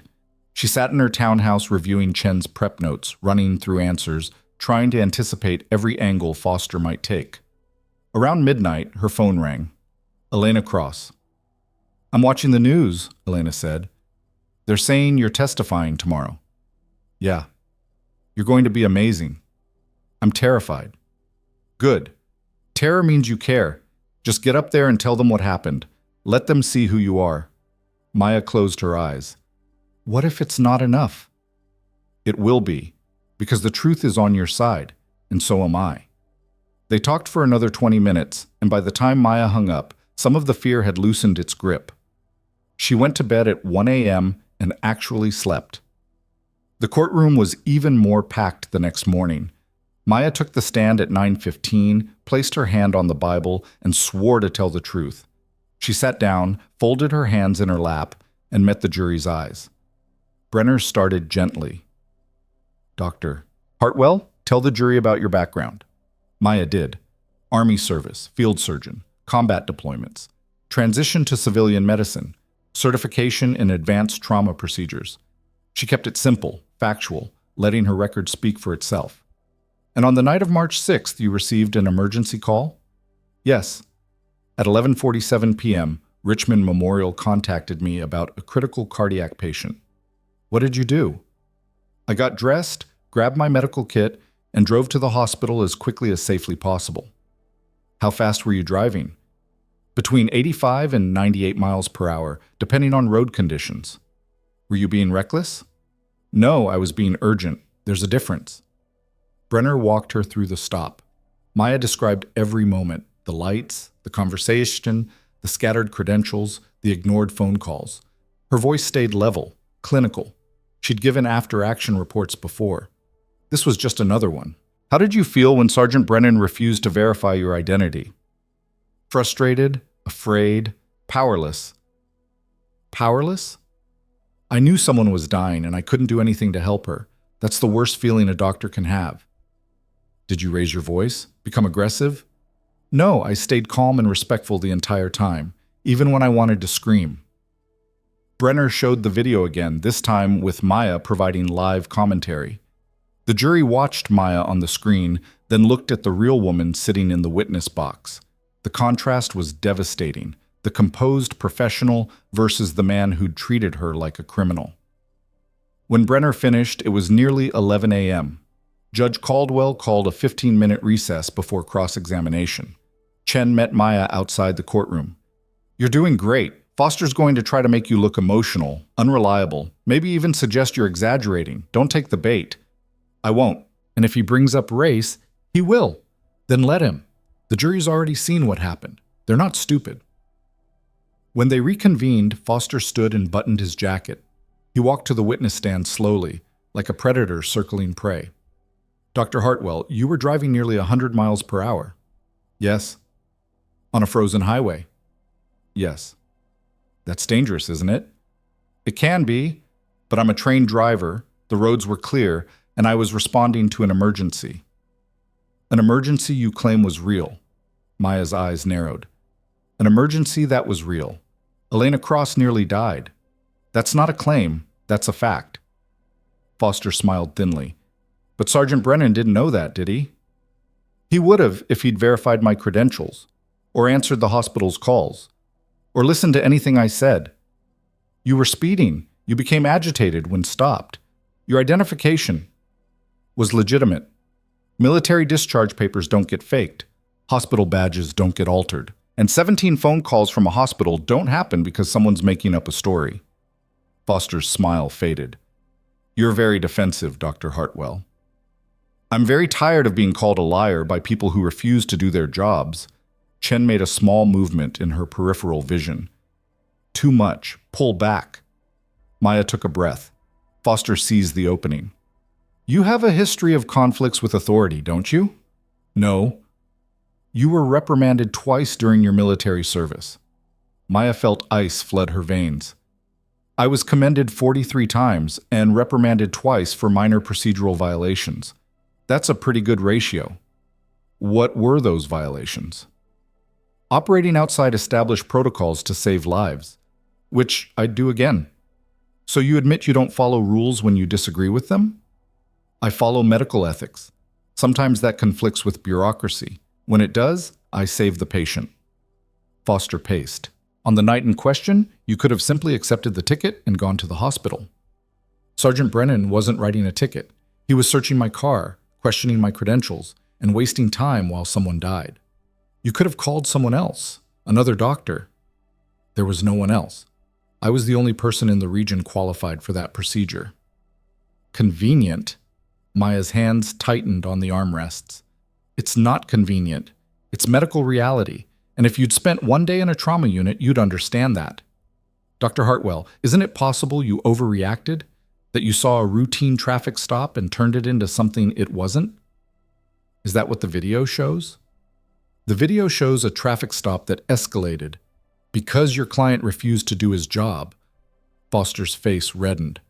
My client was following procedure. Then your procedure kills people. Judge Caldwell banged her gavel. Dr. Hartwell, answer the questions without editorializing. Maya nodded. Yes, Your Honor. Foster tried a different angle. You're testifying today because you want revenge, aren't you? No, I'm testifying because I want to make sure this doesn't happen to the next doctor or the next patient. You've received substantial media attention, book deals, speaking engagements. I've refused every single one. The crowdfunding campaign raised over $400,000, which is being used for legal fees and donated to medical advocacy groups. I haven't kept a dollar. Foster was floundering now, throwing punches that weren't landing. He tried for another 20 minutes, attacking her timeline, her credentials, her motivations. Maya answered each question with the same calm precision she used in surgery. No wasted movement, no emotion, just facts. Finally, Foster gave up. No further questions. Maya stepped down. Her legs felt like water, but she made it back to her seat without stumbling. Chen squeezed her hand once. You destroyed him, Chen whispered. The defense's case lasted less than a day. Foster called a few character witnesses for Brennan, fellow officers who praised his service, his professionalism. But none of them had been there that night. None of them could explain why he'd ignored 17 hospital calls. Brennan himself didn't testify. Foster probably advised against it. Too risky, too many opportunities for cross-examination to expose the lies. Closing arguments came 2 days later. Brenner stood before the jury and spoke with quiet fury. Sergeant Brennan had a choice that night. He could have verified Dr. Hartwell's credentials. He could have answered the hospital's calls. He could have let her go save a life. Instead, he chose his ego over a dying woman. He chose control over compassion, and he chose to treat a decorated veteran and medical professional like a criminal because she didn't look like someone he was willing to believe. She paused. Elena Cross is alive today because Dr. Hartwell refused to give up. not because of Sergeant Brennan, in spite of him. And that tells you everything you need to know about who belongs in this courtroom and who belongs in prison. Foster's closing was desperate. He talked about the pressures of law enforcement, the split-second decisions, the impossible burden of keeping communities safe. But it rang hollow against the video, against the hospital calls, against Elena Cross's near death. The jury deliberated for 3 hours. When they returned, the forewoman, a middle-aged black woman who'd taken notes throughout the entire trial, stood and delivered the verdict. On the charge of obstruction of medical services, we find the defendant guilty. On the charge of reckless endangerment, we find the defendant guilty. On the charge of official misconduct, we find the defendant guilty. Brennan's face went white. Foster closed his eyes. Maya sat frozen, barely breathing. Judge Caldwell thanked the jury and set sentencing for 3 weeks out. Then she looked at Brennan. Mr. Brennan, you abused your authority and nearly caused a death through your negligence and arrogance. You will remain free on bail until sentencing, but understand this. The badge you wore doesn't protect you from consequences. Not anymore. The gavel fell. The courtroom erupted. Reporters flooded the aisles. Cameras flashed. Maya sat perfectly still as the chaos swirled around her, feeling nothing except a vast, echoing emptiness where the fear used to be. Chen was talking, saying something about a press conference, about next steps. Commander Cross was shaking her hand. People were cheering. But Maya was already thinking about the next shift, the next patient, the next emergency where someone's life would hang in the balance and she'd have to hold the line. Because that's what she did. That's who she was. And 3 weeks from now, when Brennan stood before the judge to receive his sentence, Maya would be back in the trauma unit doing the job he'd tried to stop her from doing. Outside the courthouse, her phone lit up with a notification. Not from the news, not from Chen. From an unknown number with a Virginia area code. The message had no words, just a photograph. Maya opened it and felt her blood turn to ice. It was a picture of her townhouse, taken from across the street. Recent. She could see her car in the driveway, the porch light she'd left on that morning. A second message arrived. You think this is over? You think you won? We're just getting started. Maya stared at the screen as the celebration continued around her, and she realized with perfect, terrible clarity that the trial had been just the beginning. Maya showed the messages to Commander Cross before she even left the courthouse steps. He took one look at the photo of her townhouse, and his face went from celebration to combat mode in under a second. When did you receive this? 2 minutes ago. Cross pulled out his phone and made 3 calls in rapid succession. One to Richmond PD's cybercrimes unit, one to courthouse security, and one to someone he only identified as Marcus. Each conversation was clipped, professional, urgent. When he finished, he turned back to Maya. You're not going home tonight. I'm not hiding. You're not being stupid either. Someone just threatened you outside a courthouse full of cops and cameras. That's not amateur hour. That's calculated. He gestured to a black SUV pulling up to the curb. That's Detective Marcus Webb. He's going to take you somewhere secure while we track down who sent those messages. Maya wanted to argue. She'd faced down Taliban fighters and saved lives in firefights. Anonymous text messages shouldn't scare her. But the photo of her home, the specificity of it, the timing, that wasn't just intimidation. That was reconnaissance. She got in the SUV. Webb was mid-40s, built like someone who'd played college football and never stopped working out. He drove in silence for 10 minutes before speaking. Commander Cross says you're the one who saved his wife. I did my job. He also says you just put away a cop who had a lot of friends in the department. Maya looked at him. Is that a warning? It's context. Brennan's got supporters, some of them loud, some of them quiet. The quiet ones are the ones you need to worry about. Are you one of them? Webb met her eyes in the rearview mirror. I'm the one driving you to a safe house instead of letting you walk into whatever's waiting at your place. That answer your question? They drove to a nondescript apartment complex in a neighborhood Maya didn't recognize. 3rd floor, corner unit, blinds already drawn. Webb swept the apartment quickly, checking closets, windows, sight lines, then handed her a phone. Burner. Commander Cross's number is programmed. So is mine. You need anything, you call. You see anything suspicious, you call. You get bored and want to order pizza, you call first. How long am I staying here? Until we find out who sent those messages and neutralize the threat. And if you don't find them? Webb's expression didn't change. We'll find them. He left. Maya stood in the silent apartment, generic furniture, blank walls, the smell of industrial cleaning products, and felt the adrenaline from the trial finally crash. She sat down on the couch and let herself shake. Her real phone buzzed. Chen. Where are you? Safe house. Someone sent me threats. There was a long pause. Physical threats? Surveillance photos. Messages saying it's not over. I'm coming to you. You don't know where I am. Then tell me. Maya gave her the address. Chen arrived 40 minutes later carrying 2 bags of takeout and a laptop.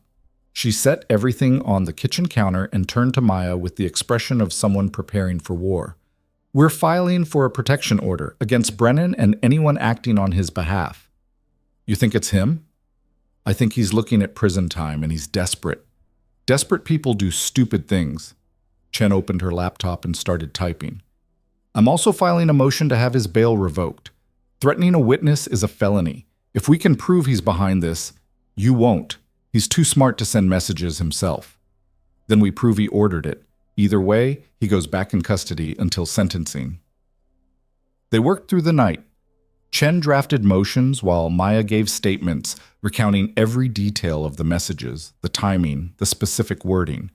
Around midnight, Commander Cross called with an update. We traced the number. Burner phone purchased with cash 3 days ago at a convenience store in South Richmond. Security footage shows a white male, late 20s, baseball cap, paid cash, and left. We're running facial recognition now. That's not Brennan. No. But it might be someone connected to him. We're also pulling records on known associates, fellow officers who've been vocal about supporting him, anyone who might have reason to intimidate you.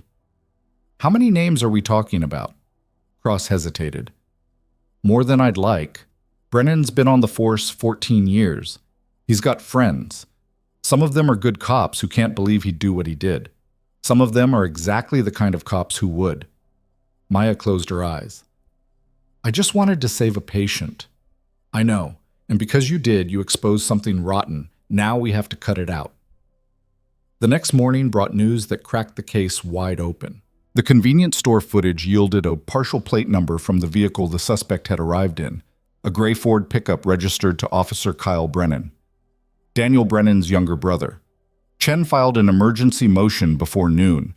By 2 p.m., Kyle Brennan was in custody, and by 4 p.m., his phone records revealed 53 calls to his brother in the past week, including 2 the day before the trial ended. The last call had lasted 11 minutes and occurred 3 hours before Maya received the threatening messages. Judge Caldwell issued a warrant for Daniel Brennan's arrest that evening. Bail revoked. Remanded to custody pending sentencing. Maya watched it unfold on the news from the safe house. Brennan being led out of his home in handcuffs, his face twisted with rage. His lawyer giving a frantic statement about his client's innocence. Kyle Brennan in a separate perp walk, head down, hands cuffed behind his back. Chen called. It's done. Both of them are locked up. Daniel's looking at additional charges for witness intimidation. Kyle's facing conspiracy, terroristic threats, and probably more once we dig deeper. When can I go home? Give it 48 hours. Let us make sure there aren't others involved. But 48 hours turned into something else entirely when the FBI showed up. Special Agent Tara McKinney arrived at the safe house the next morning unannounced, flanked by 2 other agents and carrying a file thick enough to use as a weapon. She sat down across from Maya and got straight to the point. Dr. Hartwell, how much do you know about Sergeant Brennan's background? Just what was in the trial. Then you don't know he's been under federal investigation for the past 8 months. Maya felt the floor shift beneath her. For what? McKinney opened the file. Pattern of misconduct, excessive force complaints, allegations of racial profiling. We've been building a case, but we didn't have enough to move until your incident went public. Now we do. She spread photographs across the table. Traffic stops, always people of color, always minor violations blown into major confrontations. Some resulted in arrests. Some resulted in violence. All of them followed the same playbook: escalate, humiliate, control. How many? Maya asked quietly. 47 documented incidents over 6 years. Those are just the ones where people filed complaints. We estimate the real number is 3 to 4 times higher. Maya stared at the faces in the photos. Young men, old women, families with children in the back seat. All of them looking at cameras with the same expression: fear, anger, powerlessness. Why didn't anyone stop him? Some tried. Most gave up when their complaints went nowhere. The department protected him, dismissed investigations, buried reports. Until you. McKinney leaned forward. Your case broke it open. The video gave us proof we couldn't ignore. The trial gave us legitimacy. And now we can prosecute him federally for civil rights violations. But we need your cooperation. What kind of cooperation? Testimony before a grand jury, documentation of your experience, and willingness to be the public face of this case when it goes to trial. Maya looked at the photographs again. 47 people who'd been dismissed, ignored, buried. People who'd tried to speak up and been silenced. When do we start? The federal indictment came down 2 weeks later. 17 counts of civil rights violations, conspiracy to obstruct justice, deprivation of rights under color of law. The charging document read like a horror story. Years of systematic abuse, protected by a department more interested in avoiding scandal than stopping a predator. The media coverage was relentless. Every news outlet in the country picked up the story. The video of Maya's traffic stop was analyzed frame by frame. Legal experts debated the case on cable news. Activists held rallies outside the courthouse. And slowly, other victims started coming forward. A 19-year-old college student who'd been pulled over for a broken taillight and strip-searched on the side of the highway. A 56-year-old grandfather arrested for resisting when he asked why he was being stopped. A mother of 3 detained for an hour while her toddler screamed in the back seat, all because Brennan decided her license looked suspicious. Each story added weight to the prosecution's case. Each victim added their voice to a chorus that could no longer be ignored. Maya testified before the grand jury in early April. The proceeding was closed, but Chen briefed her afterward on the reaction: unanimous vote to indict, multiple jurors visibly emotional, one of them asking if they could add more charges. The trial was set for June, federal court this time, with a judge known for handing down maximum sentences and a prosecutor who'd built her career on civil rights cases. But before any of that could happen, the Virginia State Police announced sweeping reforms. Superintendent Wallace held a press conference on a Tuesday afternoon. Maya watched it from Richmond Memorial's break room, surrounded by colleagues who'd insisted she see it live. Wallace stood at a podium flanked by community leaders, civil rights attorneys, and police reform advocates. He looked 10 years older than he had at their first meeting. The events surrounding Dr. Maya Hartwell's detention exposed systemic failures in our department, not isolated incidents, not miscommunication, failures. And we are taking responsibility. He outlined the changes: mandatory body cameras for all traffic stops, immediate verification protocols for medical and emergency personnel, civilian oversight boards with subpoena power, bias training conducted by outside organizations, and a complete review of all complaints filed against officers in the past decade. We failed Dr. Hartwell. We failed the communities we serve. We failed our own standards. That ends today. The press conference lasted 40 minutes. Reporters asked hard questions. Wallace answered them without deflecting. When it ended, Dr. Zhao turned to Maya. You did that. The system did that. I just refused to disappear. No, you forced them to see. That's different. Maya's phone buzzed. A text from Elena Cross, watching the press conference. Proud doesn't even begin to cover it. Coffee tomorrow? They met at a cafe near the hospital, neutral ground, quiet, out of the way.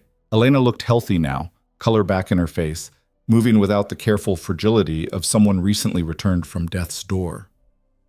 How are you feeling? Maya asked. Strong? Alive? Grateful? Elena stirred her coffee. My cardiologist says I'm healing ahead of schedule. He also says I should be dead, so there's that. You're not dead because you're stubborn. I'm not dead because you refuse to quit. Elena set down her spoon. I wanted to talk to you about something. Vincent and I have been discussing it, and we'd like to establish a foundation. medical advocacy, legal support for healthcare workers who face discrimination or retaliation. We're calling it the Hartwell Initiative. Maya froze. You can't name it after me. Why not? You're the reason it exists. I'm also still processing everything that happened. I don't want to be a symbol. Too late. You already are. Elena's voice softened. I know you didn't ask for any of this. You just wanted to do your job. But what you did, what you survived, it means something. And we want to make sure it means something lasting. Maya thought about the photographs McKinney had shown her. The 47 faces, the 3 or 4 times that many who'd never filed complaints, who'd just swallowed the humiliation and moved on. Okay, but I want input on how it operates, and I want it focused on prevention, not just response. Training, protocol development, making sure the next doctor who gets pulled over doesn't have to fight for 32 minutes to save a life. Elena smiled. Done. The federal trial began on June 15th. Maya testified on day 3. The courtroom was smaller than the state trial, more formal, filled with FBI agents and federal prosecutors who treated the case like open-heart surgery, precise, methodical, no wasted movement. The prosecutor, a woman named Catherine Ward, walked Maya through her experience again. But this time, the focus was different. Not just what Brennan had done to her, but how it fit into a pattern. How her case was one data point in a constellation of abuse. Ward showed the jury the other traffic stops, played dash cam footage, the ones that hadn't been lost or corrupted. Showed how Brennan used the same tactics, the same language, the same escalation pattern across dozens of encounters. Maya watched the jury's faces harden with each new piece of evidence. These weren't sympathetic locals who might side with a cop. These were federal jurors who'd been selected specifically for their ability to judge the government's own agents. Brennan's defense was anemic. His lawyer, a new one, the expensive one having quietly withdrawn, argued that the stops were legitimate, that Brennan had followed training, that any pattern was coincidence. The jury deliberated for 6 hours. Guilty on all 17 counts. Brennan's sentencing came 3 weeks later. Maya attended, sitting in the gallery beside Elena and Commander Cross. Judge Raymond Porter was a black man in his 60s who'd spent 20 years as a civil rights attorney before being appointed to the bench. He read through Brennan's presentencing report with an expression carved from granite. Mr. Brennan, you took an oath to serve and protect. Instead, you used your badge as a weapon. You targeted vulnerable people because you knew they couldn't fight back. You abused your power systematically, repeatedly, and without remorse. Brennan stood at the defense table, face blank. His lawyer had advised him to show contrition. He couldn't manage it. Porter continued, You nearly caused the death of an innocent woman because of your arrogance and prejudice. You would have succeeded if not for Dr. Hartwell's skill and determination. That alone warrants severe punishment. But your pattern of abuse, the decades of systematic violations, that demands something more. He looked directly at Brennan. You will serve 15 years in federal prison. No parole, no early release. You will never hold a position of public trust again. And you will live with the knowledge that your actions have become a case study in exactly how law enforcement should not operate. The gavel fell. Brennan was led away in handcuffs. His brother Kyle, sentenced separately, had received 8 years for his role in the intimidation campaign. The Virginia State Police had quietly forced 14 other officers into early retirement during the internal review, uncovering a network of cops who'd covered for Brennan or engaged in similar behavior. Maya walked out of the courthouse into summer sunshine. Reporters were there, always there, but she'd learned to navigate them. Brief statement, no questions. Move on. Justice was served today.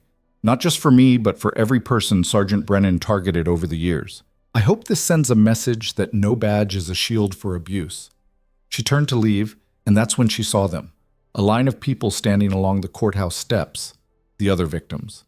47 faces she'd seen in photographs, now real and present and waiting. One by one, they approached her, shook her hand, thanked her, told her their stories. Some cried. Some just nodded and moved on. But all of them needed her to know that her refusal to be silent had given them permission to speak. The last person in line was the 19-year-old college student, Sarah Martinez, who'd been strip-searched on the highway 2 years ago and had been too terrified to report it until Maya's case went public. "I thought I was alone," Sarah said quietly. "I thought no one would believe me.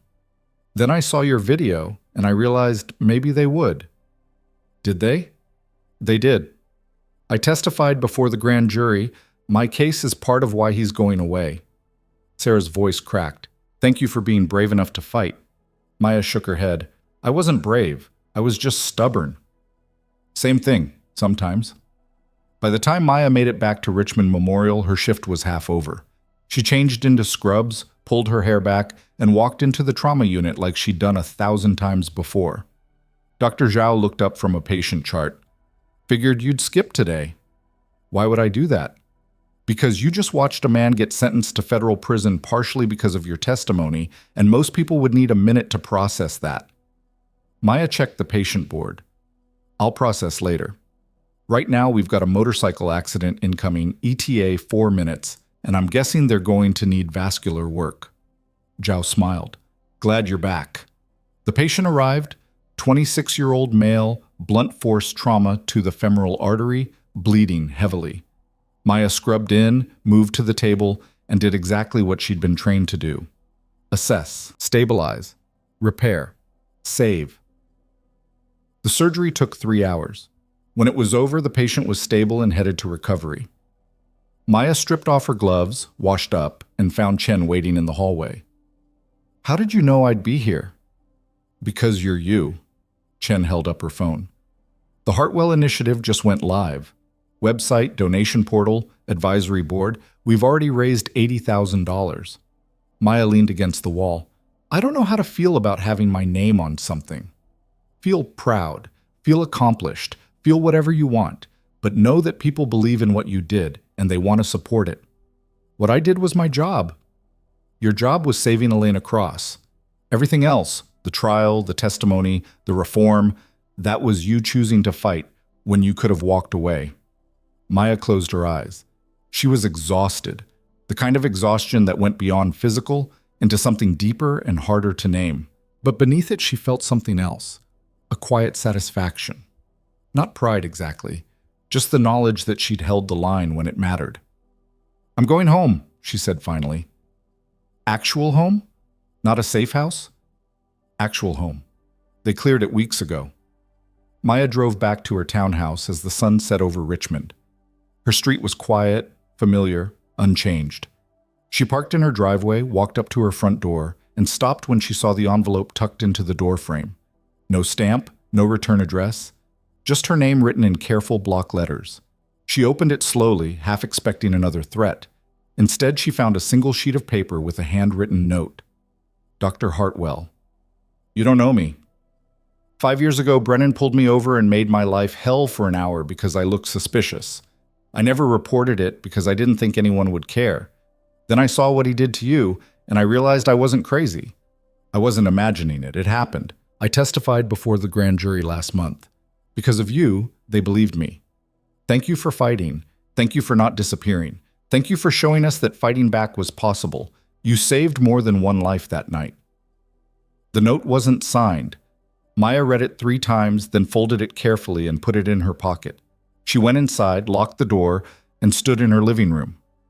Her actual living room, in her actual home, with her actual life slowly reassembling around her. The trial was over. Brennan was in prison. The reforms were in motion. The foundation was launched. She should have felt relief. Victory, even. Instead, she felt the weight of everything that came next. Because the system hadn't changed itself. People had forced it to change. And that meant staying vigilant, staying angry, staying ready to fight the next battle when it came. Her phone buzzed. Unknown number. For a second, her pulse spiked. Muscle memory from the threats, from the surveillance, from everything that had tried to break her. She answered anyway. "Dr. Hartwell? Yes?" "This is Sergeant Lisa Torres, Virginia State Police. I just wanted to call and tell you that I've been assigned to the new Medical Emergency Response Unit, the one created because of your case, and I wanted you to know that I take it seriously. What happened to you will never happen on my watch." Maya sat down slowly. Thank you. No, thank you. For not letting them bury it. For fighting when it would have been easier to walk away. You made us better.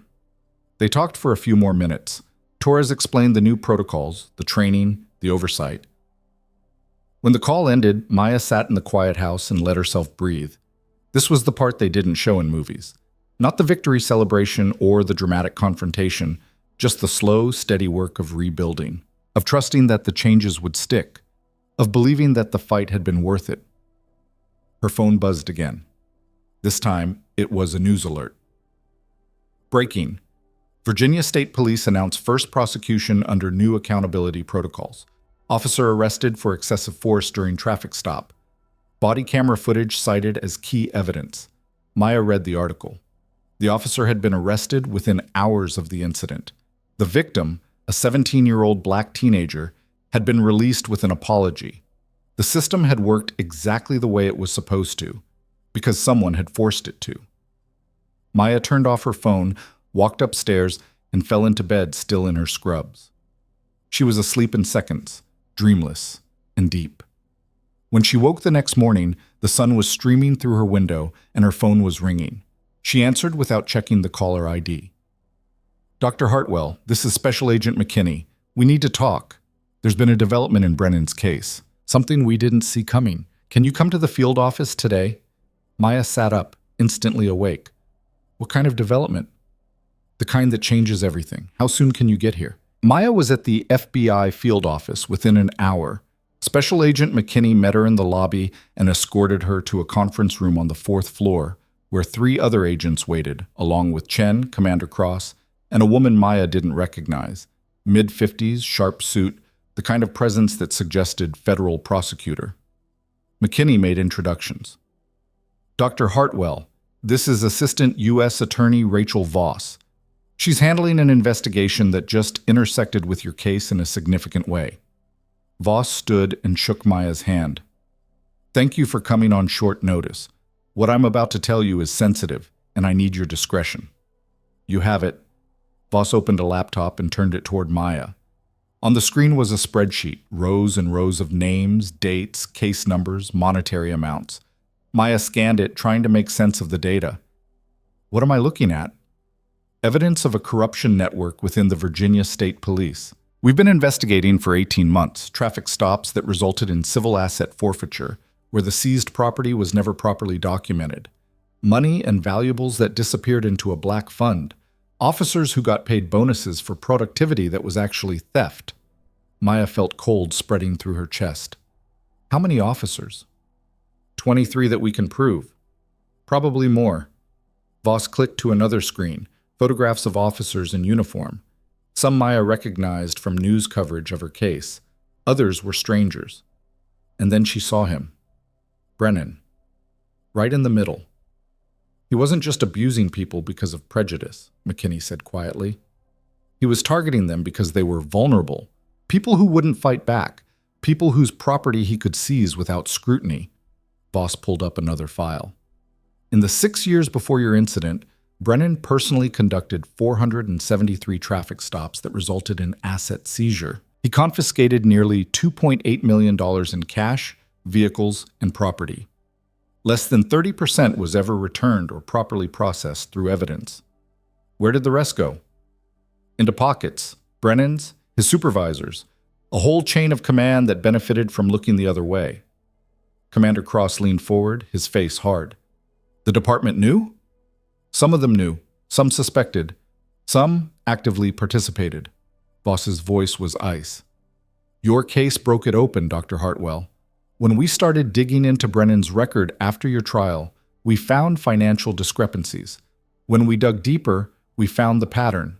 And when we started interviewing his victims, we found a machine designed to exploit the most vulnerable people in Virginia. Maya thought about the photographs McKinney had shown her months ago. 47 faces. She thought they were victims of prejudice and power trips.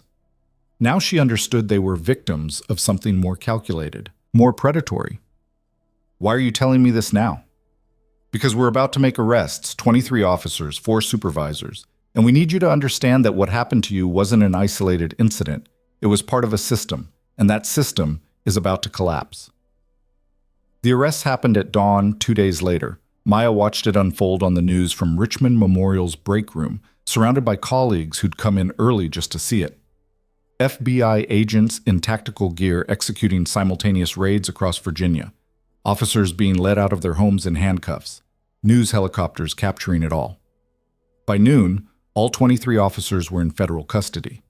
By evening, the Virginia State Police Superintendent had resigned, and the governor had announced a complete overhaul of the department. The press conference was held at the state capitol. Governor Michelle Torres stood at a podium flanked by federal prosecutors, civil rights leaders, and families of victims who'd lost property to the corrupt network. What we've learned over the past 48 hours is unconscionable. A network of officers sworn to protect and serve instead preyed upon the people of Virginia. They used their badges as weapons and their authority as cover for theft. This stops today. Torres outlined the reforms: complete restructuring of the state police, independent oversight, mandatory financial audits for all officers, civilian review boards with subpoena power, and a victim compensation fund totaling $20 million. To every person who was targeted by this network, we failed you. We will make this right. Maya's phone rang. Voss, are you watching? Yes. There's more. We found documentation of Brennan's finances, properties he owned that he couldn't possibly afford on a trooper's salary, offshore accounts, shell companies. He wasn't just part of the network. He was running a significant portion of it. How much did he steal? Personally, north of $4 million over 6 years. We're still tracing it all. Maya closed her eyes. $4 million stolen from people who couldn't fight back. People pulled over for broken taillights or expired tags, who then had their cash seized with no recourse, no documentation, no justice. What happens to him now? Additional federal charges, racketeering, money laundering, organized crime statutes. He's looking at life without parole. Good, Voss paused. There's something else you should know. We found records of bribes paid to judges, prosecutors, and internal affairs investigators. People who were supposed to catch this but were paid to look away. The entire system was compromised. Maya felt something crack inside her. Not despair, but a kind of cold fury that settled deep in her bones. How many complaints were buried? Hundreds, maybe thousands. We're still counting. And the people who filed them? We're reaching out, offering them the chance to testify, to be part of the prosecution, to finally be heard. Maya thought about the note that had been left at her door. The anonymous victim who'd stayed silent for 5 years because they thought no one would care. How many others had given up? How many had swallowed the injustice and moved on because fighting seemed impossible? I want to help. You already have. But if you're offering more, we'll take it. The trials stretched into the fall. Maya testified at 4 separate proceedings: Brennan's expanded federal case, the racketeering conspiracy trial, and 2 civil cases brought by victims seeking compensation. Each time, she told the same story. Each time, juries returned guilty verdicts. Brennan's final sentencing came in October. Judge Porter presided again, his expression even grimmer than before. Mr. Brennan, when I sentenced you in June, I thought I understood the scope of your crimes. I was wrong. You didn't just abuse your authority, you weaponized it. You built a criminal enterprise inside a law enforcement agency and used your badge to terrorize and rob vulnerable people for profit. Brennan stood at the defense table, looking 20 years older than he had 6 months ago. Prison had worn him down to something hollow and defeated. Porter continued, Your original sentence was 15 years. I'm adding 25 years for the racketeering charges, to be served consecutively. You will spend the rest of your life in federal prison. You will never breathe free air again. And every day you spend behind bars, I want you to think about the lives you destroyed for money. The gavel fell. Brennan was led away for the last time. Maya watched him go and felt nothing except a kind of distant satisfaction. Justice wasn't always clean or quick, but it was thorough when it finally arrived. Outside the courthouse, she found a crowd waiting. Not reporters this time. Victims. Dozens of them, holding signs and photographs demanding to be seen. One woman approached, Keisha Williams, who'd had $18,000 seized during a traffic stop 3 years ago. Money she'd saved to buy her first house. Money Brennan claimed was suspicious and never returned. "They're giving it back," Keisha said, tears streaming down her face. "The compensation fund. They're giving all of it back. I'm getting my money. I'm buying my house." Maya hugged her, this stranger who wasn't a stranger anymore, and felt the weight of it all.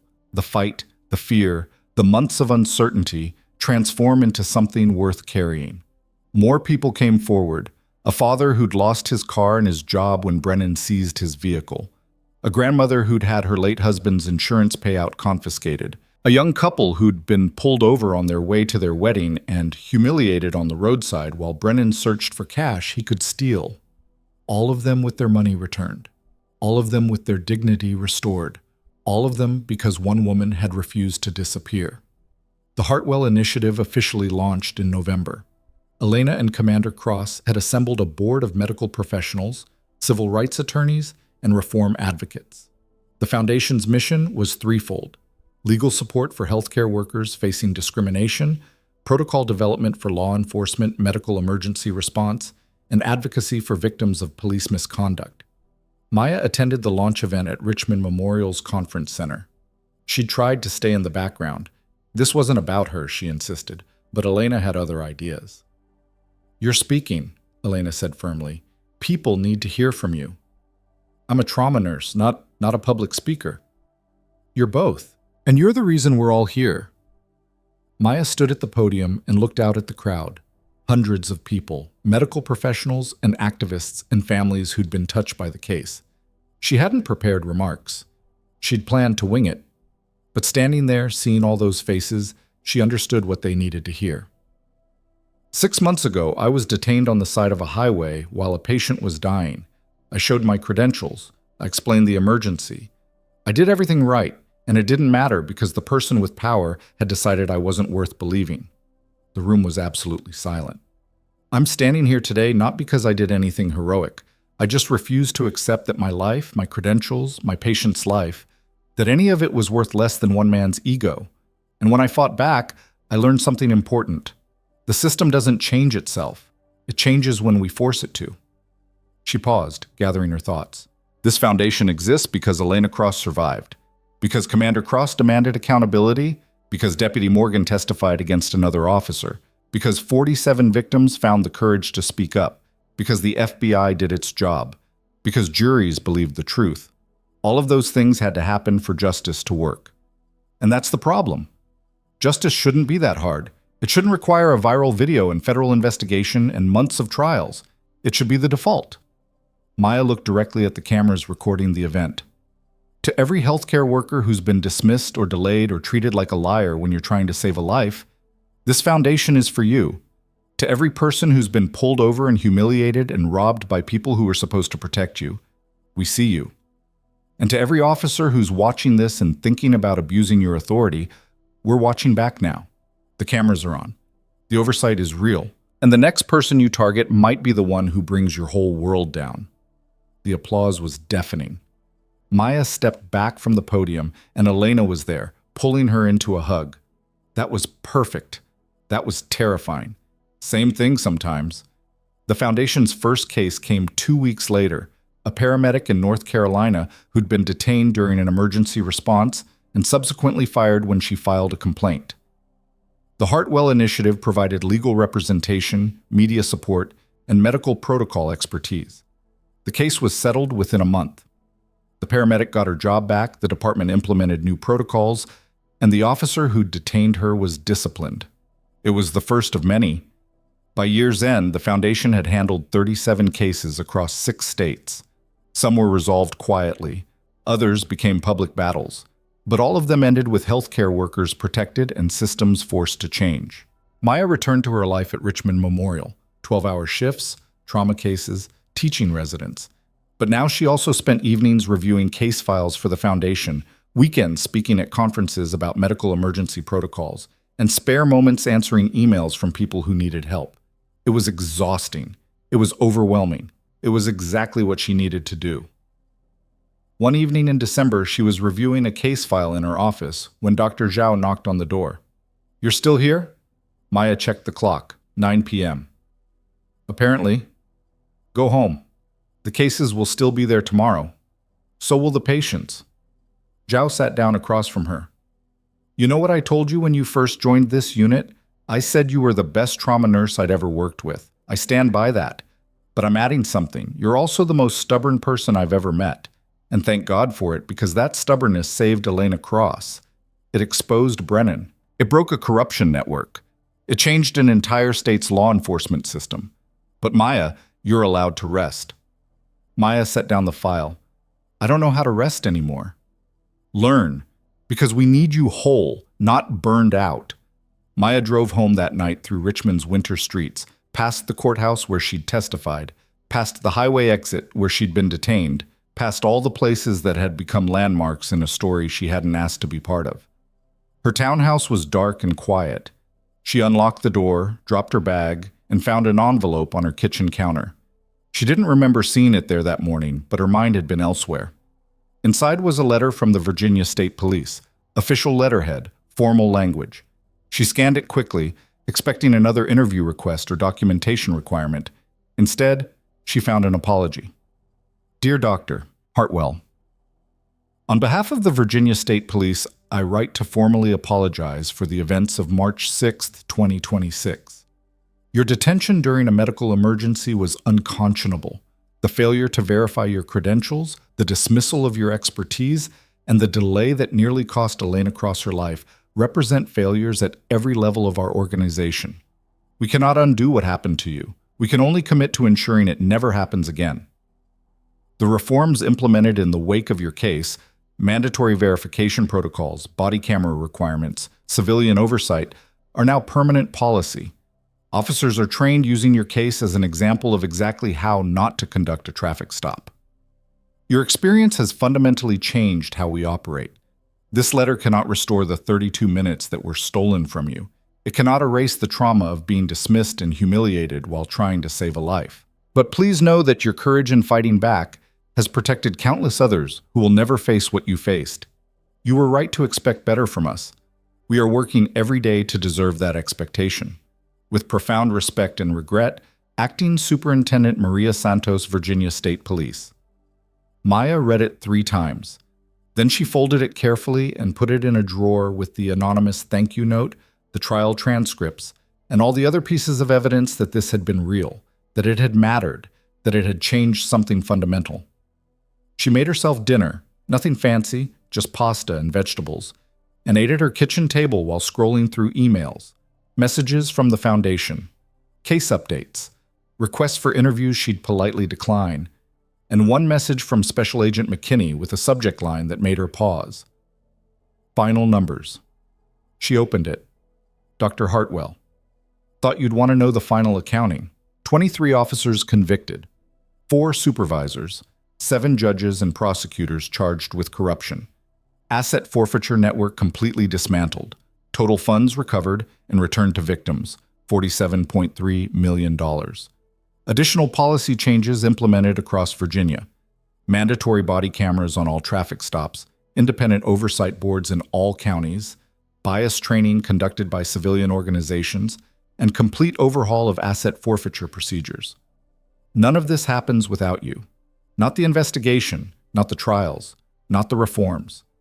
You held the line when it would have been easier to walk away, and that made all the difference. The work continues, but tonight, I hope you take a moment to recognize what you accomplished. With gratitude, Special Agent Tara McKinney. Maya set down her phone and looked around her kitchen. Ordinary, quiet, unchanged. This was what victory looked like. Not dramatic, not cinematic, just a woman sitting alone in her house, eating pasta, reading emails about how a system had been forced to change. She thought about Elena Cross, alive and healthy and planning her daughter's college graduation, about Keisha Williams closing on her first house next month, about the paramedic in North Carolina who got her job back, about Sarah Martinez testifying before a grand jury and finally being believed, about 47 victims who'd spent years thinking they were alone, who now knew they weren't. Her phone rang. Commander Cross. Did you get the email from McKinney? Just read it. $47 million returned. Can you believe that? Maya smiled. I can believe people are capable of stealing it. I can also believe people are capable of getting it back. We're having a celebration dinner next weekend. Elena's insisting you come. She's inviting everyone. The whole legal team, the FBI agents, the victims who testified. She says it's important to mark the victory. I'll be there. Good. Because you're the guest of honor, whether you like it or not. The dinner was held at a restaurant in downtown Richmond. Private room, long table, 30 people who'd been part of the fight in one way or another. Maya arrived expecting awkward small talk and forced celebration. Instead, she found genuine joy. Elena stood and raised her glass. To Dr. Maya Hartwell, who saved my life, who exposed corruption, who refused to be silenced, who showed us that one person with courage can change everything. Everyone drank. Maya felt her face heat with embarrassment and pride in equal measure. Commander Cross stood next. To the system that finally worked. Not because it wanted to, but because good people forced it to. More toasts followed. Voss honoring the victims who testified.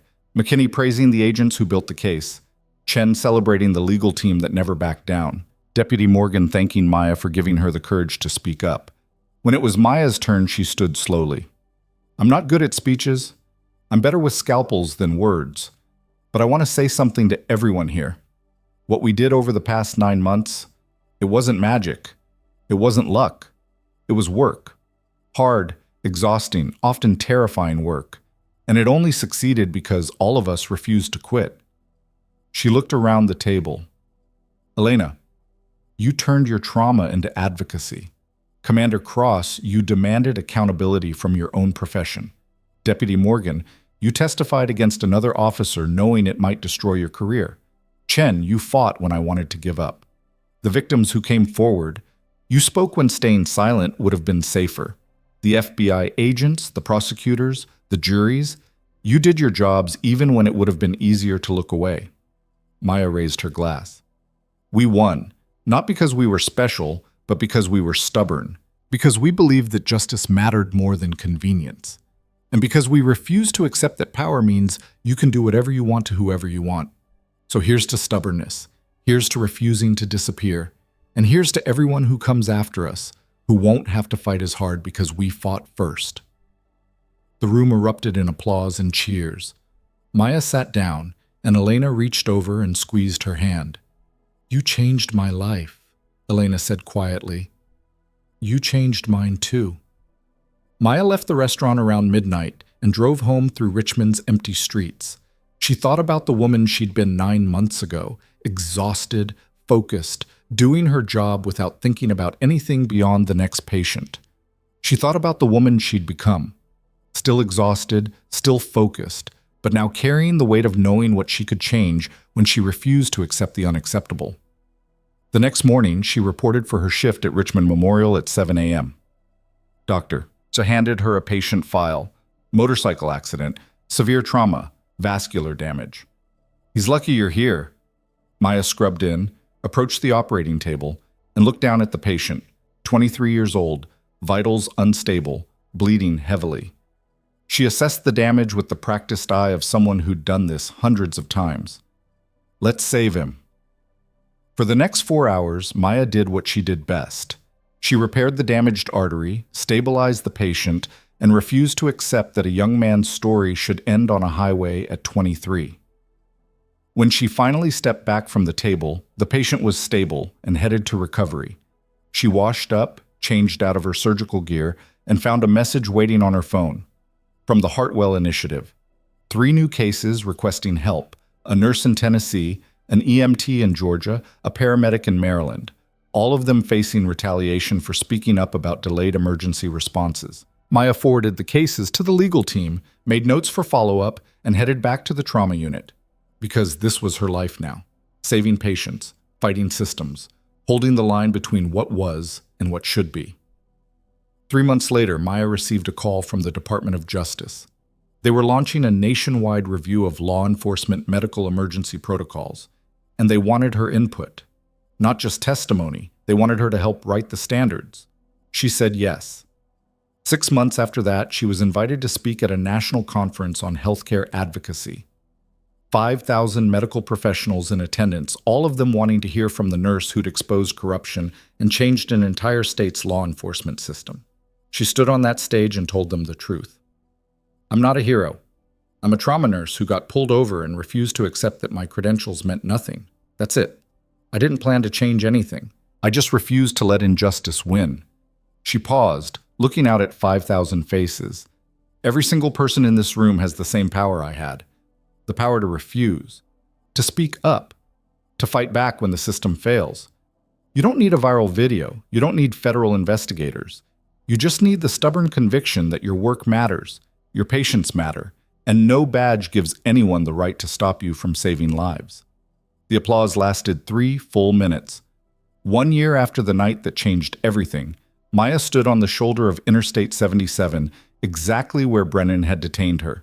She'd driven here deliberately, needing to see it again, needing to close the circle. The highway looked different in daylight, less menacing, just asphalt and guardrails and trees.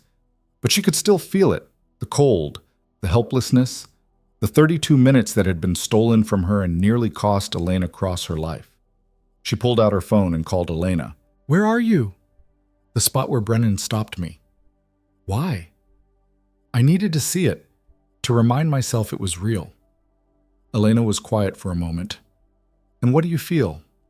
Maya looked down the highway, toward Richmond Memorial, toward the life she'd saved and the fight she'd won. Proud, angry, grateful, all of it. "Good. Feel it all. You earned it." Maya drove back to Richmond and went straight to the hospital.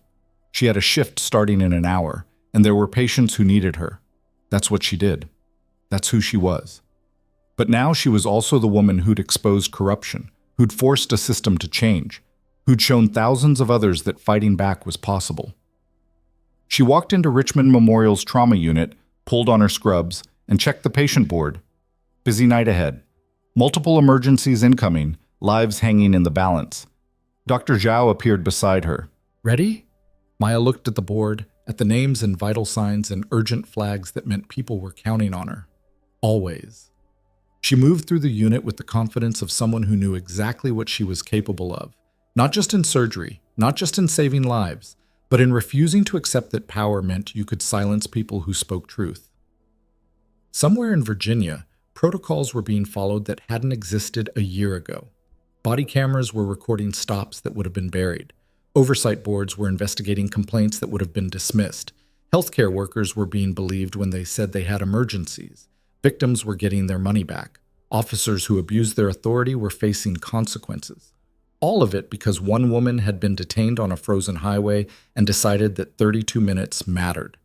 Maya Hartwell had been dismissed, delayed, and humiliated. She'd been called a liar by people who were supposed to serve and protect. She'd stood on the side of a road while a patient was dying and felt powerless to stop it. But she hadn't stayed powerless. She'd fought back. She'd exposed the truth. She'd held the line when everyone else wanted to look away. And in the end, she'd won.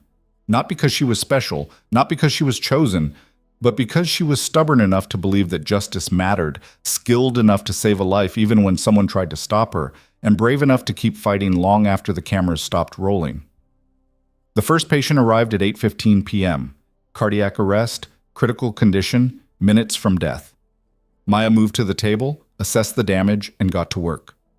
"Stay with me," she said, her hands already moving with surgical precision. "We're not losing you." And they didn't, because that's what Maya Hartwell did. She saved lives. She fought systems. She held the line, and she never, ever disappeared.